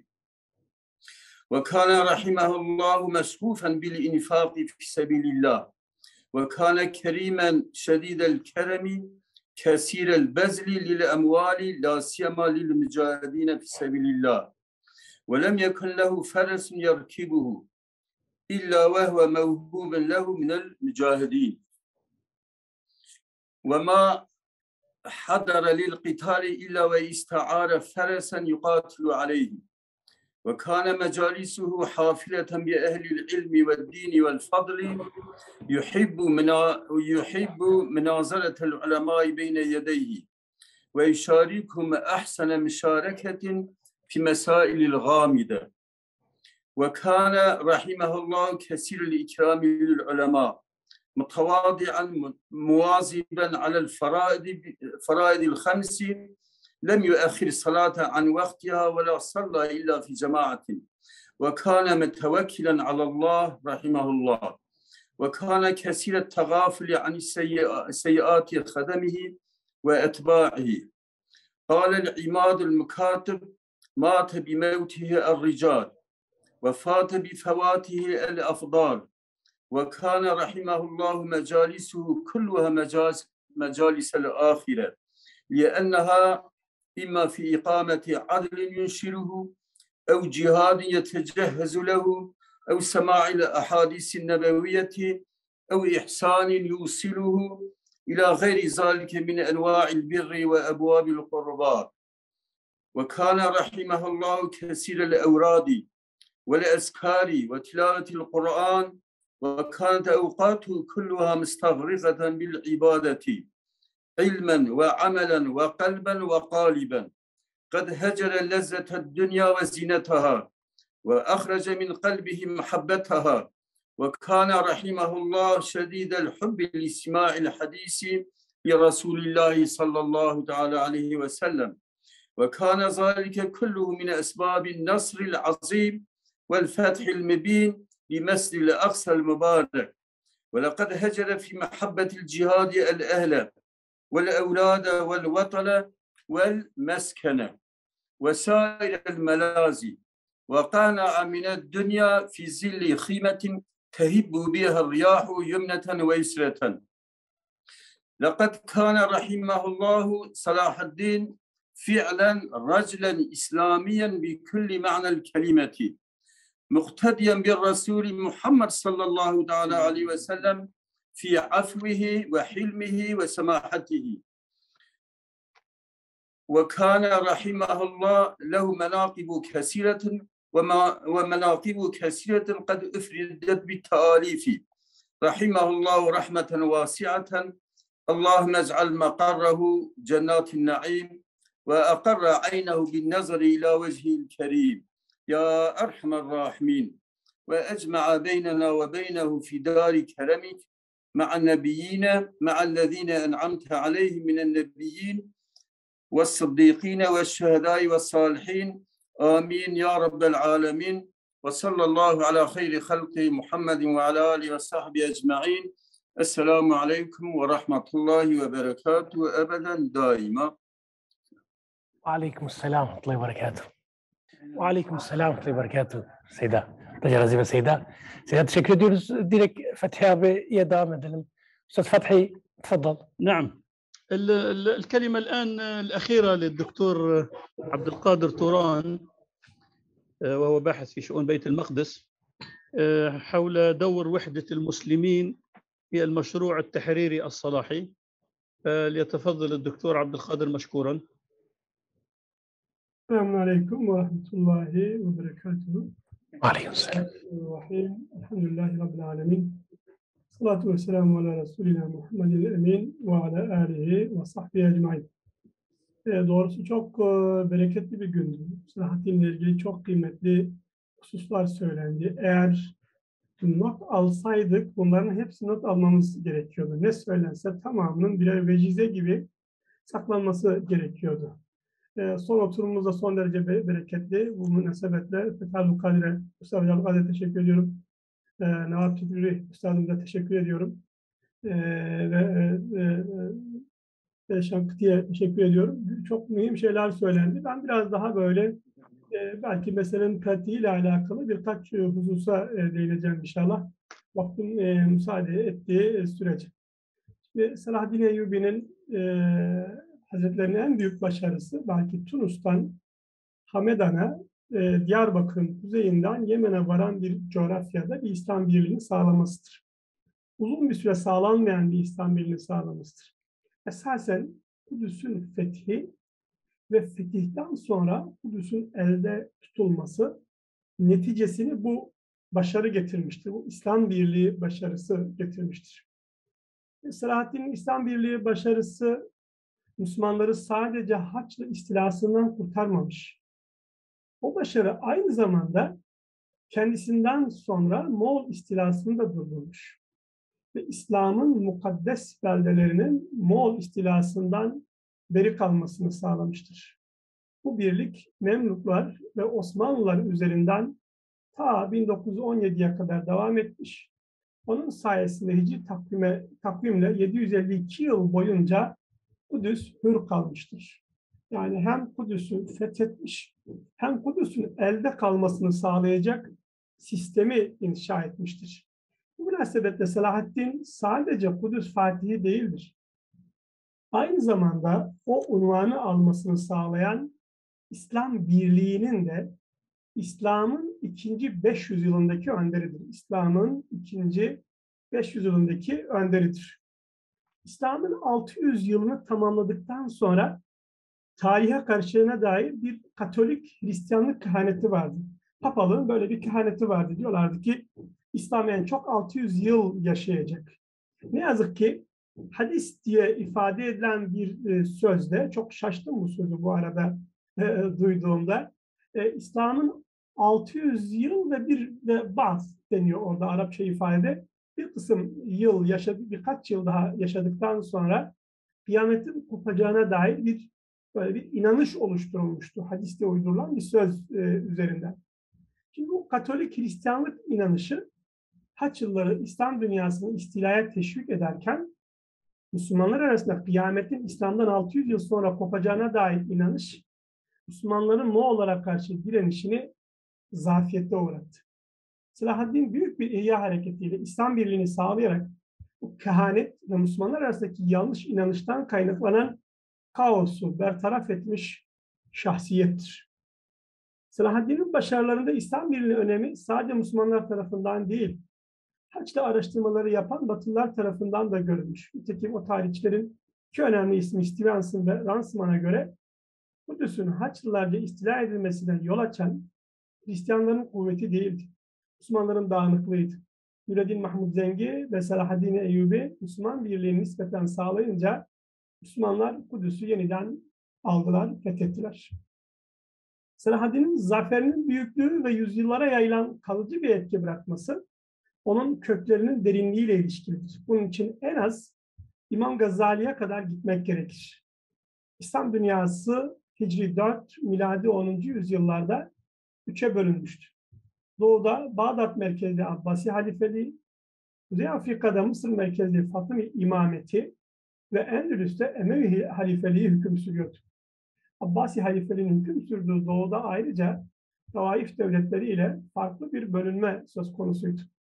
Gazali'nin doğduğu yıllarda doğuda Büyük Selçuklu Devleti kısmi bir birlik sağladıysa da Gazali'nin orta yaş günlerinde Sultan Melikşah'ın çocukları arasındaki taht kavgası o birliği alt üst etti.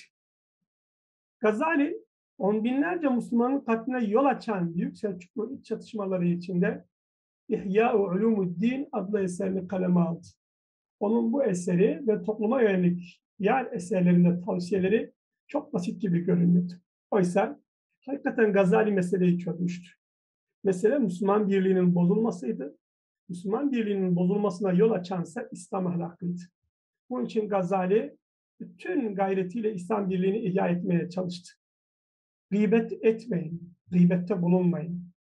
Müslüman kardeşinize iftira atmayın. Birbirinizin aleyhine konuşmayın. Birbirinizin hatalarını tecessüs etmeyin diyen Gazali çok basit şeyler söylüyor gibi duruyordu. Oysa o bununla İslam ahlakını inşa ediyordu ve bu İslam ahlakı şüphesiz ki neticesinde bir İslam birliği hasıl ediyordu. Onun bu gayretleri onun hayattayken Kudüs'ü Haçlı istilasından Haçlı istilasından ne yazık ki koruyamadı. Lakin onun vefatından yaklaşık çeyrek asır sonra Müslümanlar arasında genç bir kuşağın yetişmesine vesile oldu. O genç kuşağın desteğiyle Musul'da vali ve atabek makamını elde eden İmaduddin Zengi, Musul'dan Halep'e, Halep'ten Dımaşk'a uzanan bütünleşmiş bir coğrafyada devlet nizamını kurmak için çalıştı ve bir ölçüde onu başardı.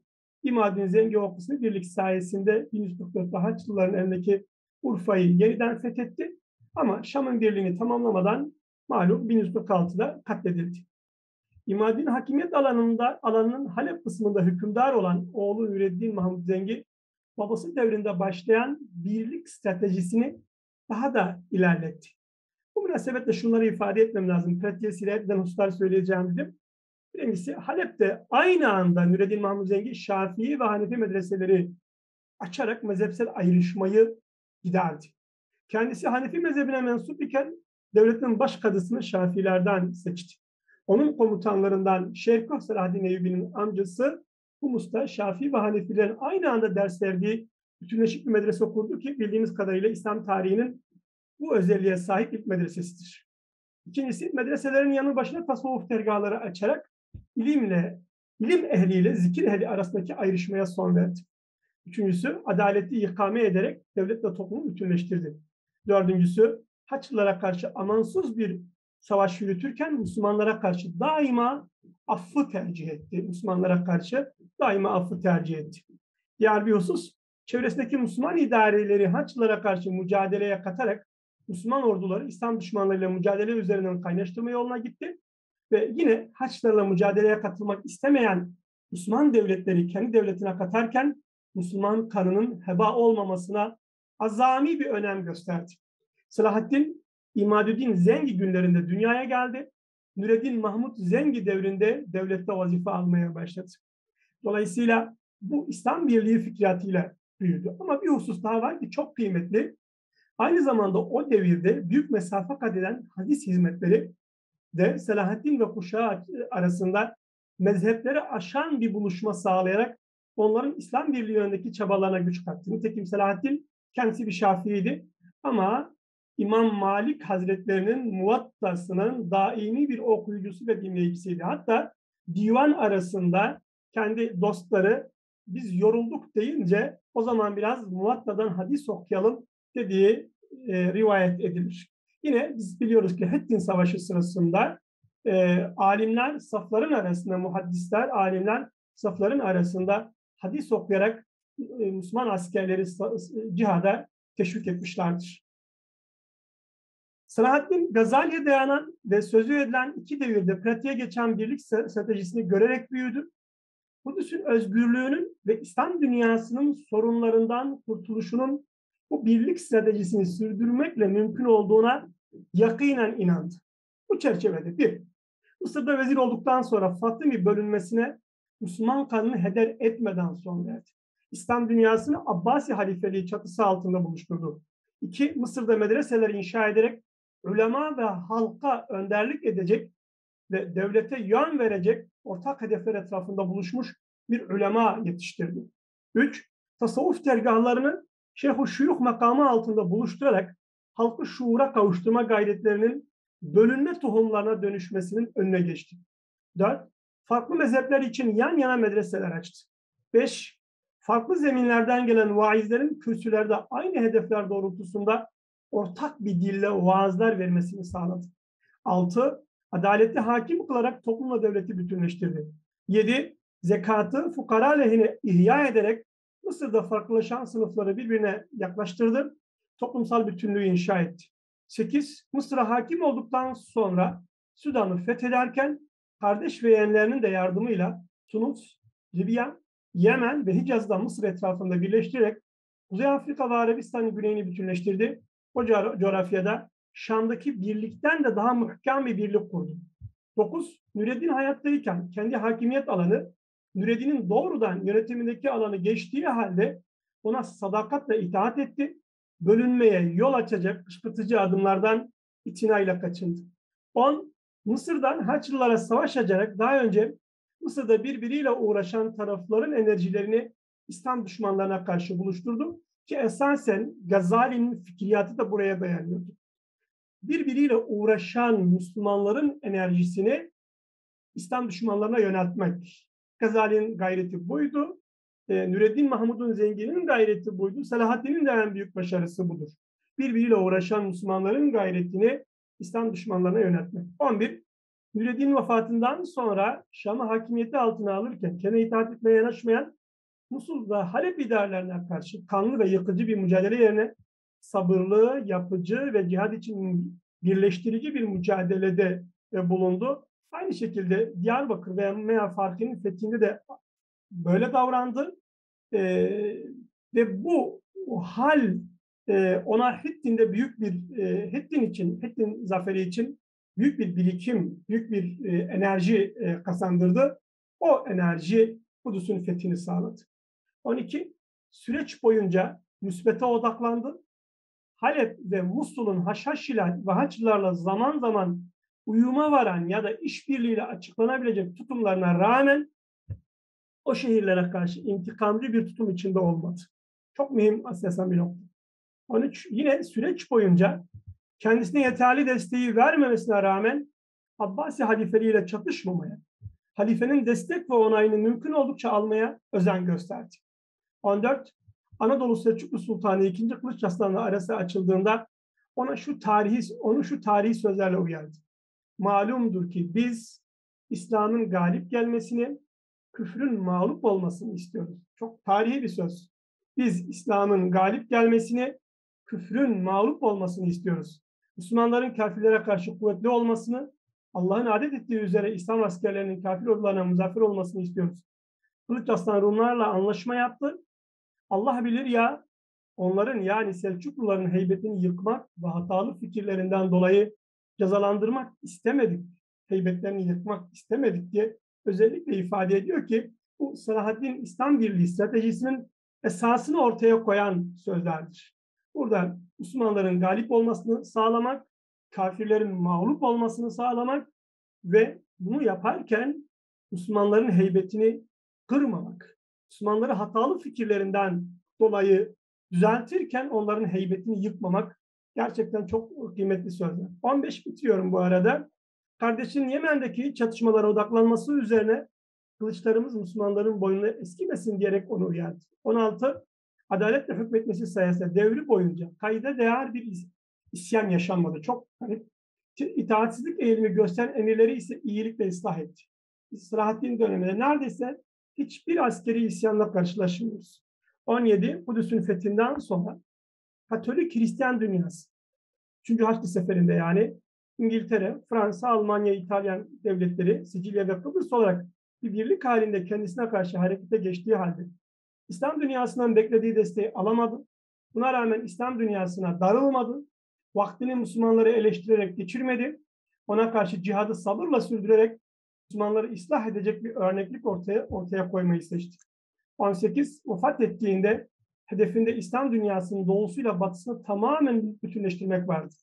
Bunun için Haçlılarla mücadeleden fırsat bulduktan sonra Azerbaycan üzerinden doğuya açılmak istiyordu.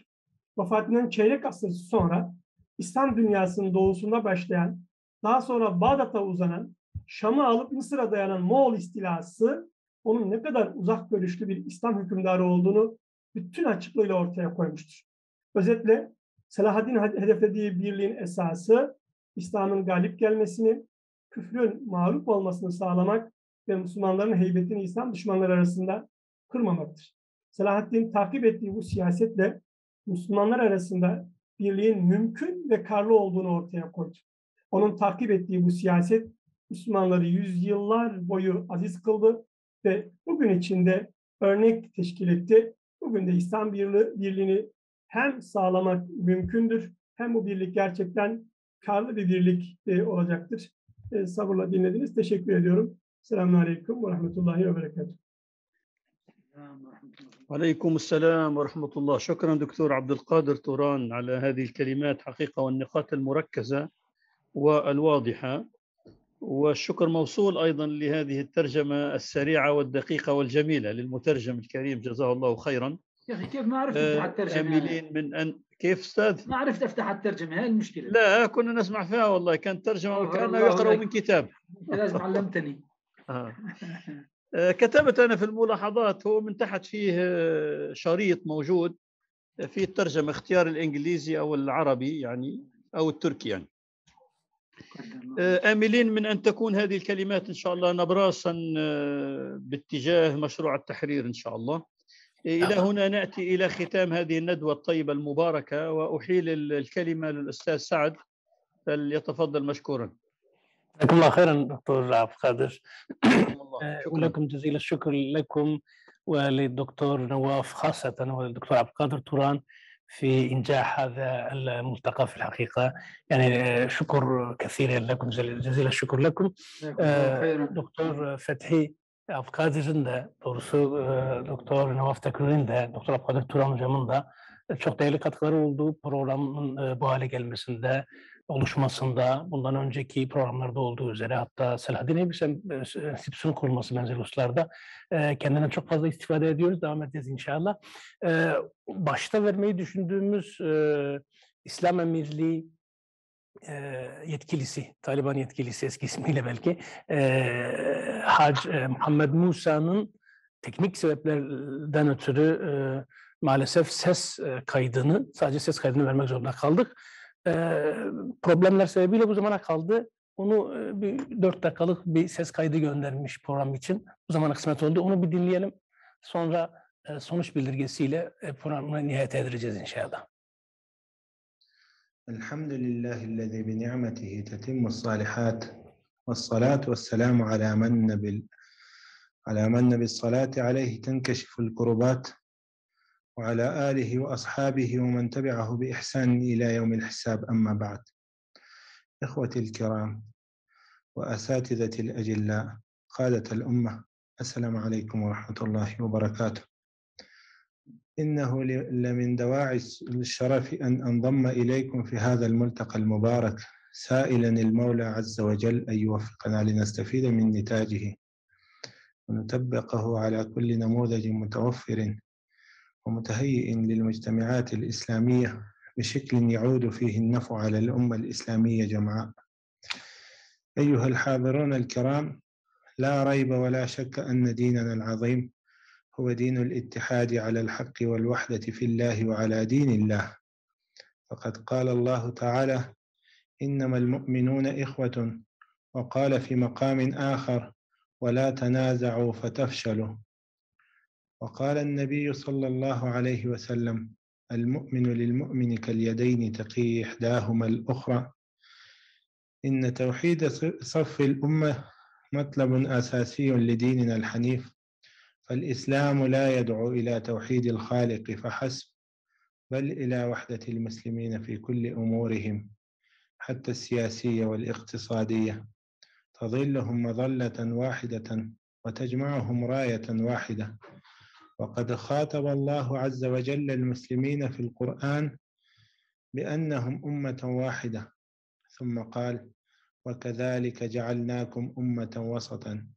وحسم الأمر كله في الآية الكريمة: إن هذه أمتكم أمة واحدة، وكررها مرتين في موضعين مختلفين: وإن هذه أمتكم أمة واحدة وأنا ربكم فاتقون. وقوله تعالى: إن هذه أمتكم أمة واحدة وأنا ربكم فاعبدون. فوحدة الصف هو أساس دعائم الأمة القوية التي لا تعرف الفرقة إليها سبيلا، ولا تسلك الهزيمة إليها طريقا، ولا يستطيع أن ينال منها العدو بإثمه وعدوانه. وما نراه اليوم من نكبة تشرذم الأمة واختلاف كلمتها ليس له سبب سوى غياب وحدة الصف والهدف. فالعصبيات وتعدد المرجعية جوفت جسد الأمة وأنهكته، بل ومزقته شر تمزيق، ولا سبيل إلى سلامة الأمة وعودتها إلى مجدها إلا بتوحيد الصف والتعاون والتضامن والتعاضد في نسيج اجتماعي مترابط. ولا يخفى عليكم وأنتم أعلم مني بأن مهمة توحيد كلمة الإسلام ولم شمل الأمة تقع على عاتق العلماء أولا، فهم المكلفون بمخاطبة عقلاء الأمة واستنهاض الخيرين لتجميع طاقات الأمة لهذا الهدف النبيل. إن هذا الملتقى الكريم يحيي لدينا الأمل والرجاء بالعودة إلى سابق عهدنا، حيث كان الاختلاف رحمة لا نقمة، وكلنا ثقة بأن الخير باق في هذه الأمة، كما قال نبينا صلى الله عليه وسلم: مثل أمتي مثل المطر لا يدري أوله خير أم آخره. ونحن نتطلع بشوق إلى خلاصة هذا الملتقى وما سيتم التوصل إليه، سائلين المولى الكريم أن يجعل جلستنا هذه خالصة لوجهه الكريم وينفع بها الأمة، وما ذلك على الله بعزيز، إنه على كل شيء قدير وبالإجابة جدير. والسلام عليكم ورحمة الله وبركاته. Selam ve rahmetullahi ve berekatuhu. Doğrusu programın içeriği, katılımcılar hepsini düşündüğümüzde çok değerli sunumlar, katılımcılar söz konusuydu. Ancak geçen aydan itibaren yaşadığımız Afganistan'daki mücahitlerin muazzam başarısı münasebetiyle bu mesajın ayrı bir ehemmiyeti vardı diye söylemek herhalde yanlış olmayacaktır. Bu münasebetle programın da sonuna nihayetine erdik. Programla alakalı bir sonuç bildirgesi hazırladık. Onun okunmasıyla inşallah nihayete erdireceğiz. Önce bir sonuç bildirgesini dinleyelim hep beraber. Bismillahirrahmanirrahim. Elhamdülillahi Rabbil alemin. Ve salatu ve selamu ala Resulina Muhammedin ve ala alihi ve ashabihi ecmain. 3. Uluslararası Selahaddin Eyyubi Sempozyumu sonuç bildirgesi. 1. Selahaddin Eyyubi sadece Kudüs Fatihi değildir. Aynı zamanda İslam'ın 2. 500 yılında İslam Birliği'nin önderidir. Ona Kudüs Fatihliği unvanını kazandıran, onun İslam Birliği önderliği vasfıdır. Bu yönünün daha çok anılması, daha çok işlenmesi gerekmektedir. 2. Selahaddin İslam dünyasında genel anlamda biliniyor, tanınıyor ve seviliyor. Bu önemli olmakla birlikte kadın, genç ve çocuklarıyla Müslümanların bütün kesimlerinin onu daha iyi tanıması için daha çok program gerçekleştirmeliyiz. 3.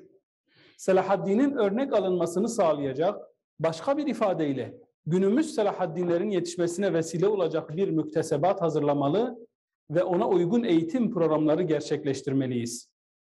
4. Kudüs ve Mescid-i Aksa Müslümanların ortak mukaddesatıdır. Onun güven ve emniyete kavuşması, İslam aleminin güven ve emniyete kavuşmasıdır. Onun özgür olması, İslam ümmetinin özgürlüğüdür. Öyleyse ümmet bir bütün olarak Kudüs davası içinde yer almak durumundadır. 5. Bugüne kadar Kudüs ve Mescid-i Aksa her daim Müslümanların gündeminde oldu. Lakin Kudüs için gündemde olmak yeterli değildir. Kudüs'ü mevcut esaretinden kurtaracak olan İslam dünyasının bir Kudüs davasına sahip olmasıdır. Bunun için bütün İslam dünyasını kapsayan bir Kudüs stratejisi geliştirilmeli, o stratejiyi gerçekleştirecek zamanlaması sağlam projeler yapmalıyız. 6.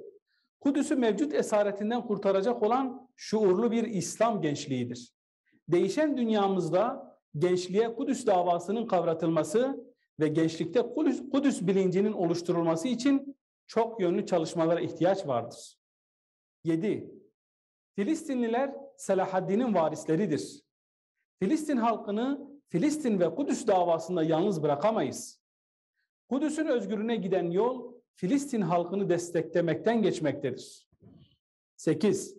Bu yıl Kudüs'teki Şeyh Cerrah Mahallesi'nin direnişi, Mescid-i Aksa'nın işgal planına karşı Filistin halkının cansiperane mücadelesi ve Siyonist saldırılara karşı Gazze merkezi Seyfül Kudüs harekatı, Siyonizmin emellerinin önüne geçmenin mümkün olduğunu bir kez daha göstermiştir.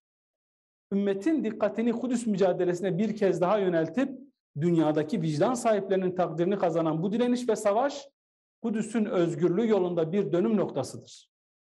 Bu direniş, Siyonizmin yaşlanıp tükendiğini, İslami direnişin ise gençlik enerjisiyle yükselmekte olduğunu kanıtlamıştır. Ümmete umut veren o mücadele ve savaşın şehitlerini rahmetle anıyoruz. 9.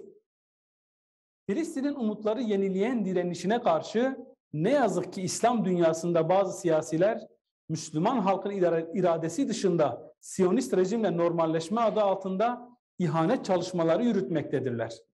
Bu projeler akım kalmaya mahkumdur. İslam dünyasının bağrında Siyonist hançerin varlığı asla normalleşmeyecektir. Esas olan Kudüs davasına yapılan katkılar üzerine odaklanmaktır. Fakat ümmetin uyanışı için ihanetin kirli ellerini de teşhir etmeliyiz. Birliğimiz kurtuluş yolumuzdur. Kudüs'ün kurtuluşuna giden yol ittifakımızdan geçer. Ümmet içinde ittihada, vahdete hizmet edecek her adım Kudüs'ün de kurtuluşuna hizmet edecektir. İslam alemi Selahaddin misalinde olduğu gibi İslam düşmanlarına karşı ittifak içinde hareket etmelidir. Selahaddin Eyyubi Enstitüsü. Güzel okumalar münasebetiyle Selahaddin Eyyubi yeni doğmuş diye söyleyebileceğim Selahaddin Eyyubi Enstitüsü'müzün yöneticilerinden olan Sayın Cemil Gençbey'e de teşekkürlerimi buradan sunmak istiyorum. Bu vesileyle programın nihayetine ermiş olduk. Biraz uzun oldu belki. İstediğimizden, varsaydığımızdan daha fazla oldu ama inşallah değdi.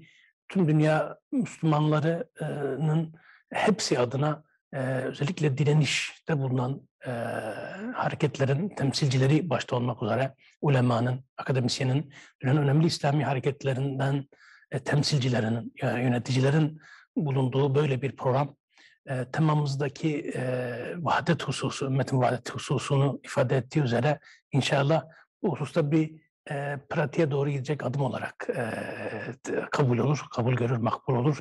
Rabbim hepimizi bu hususta istidam eylesin, çalıştırsın inşallah.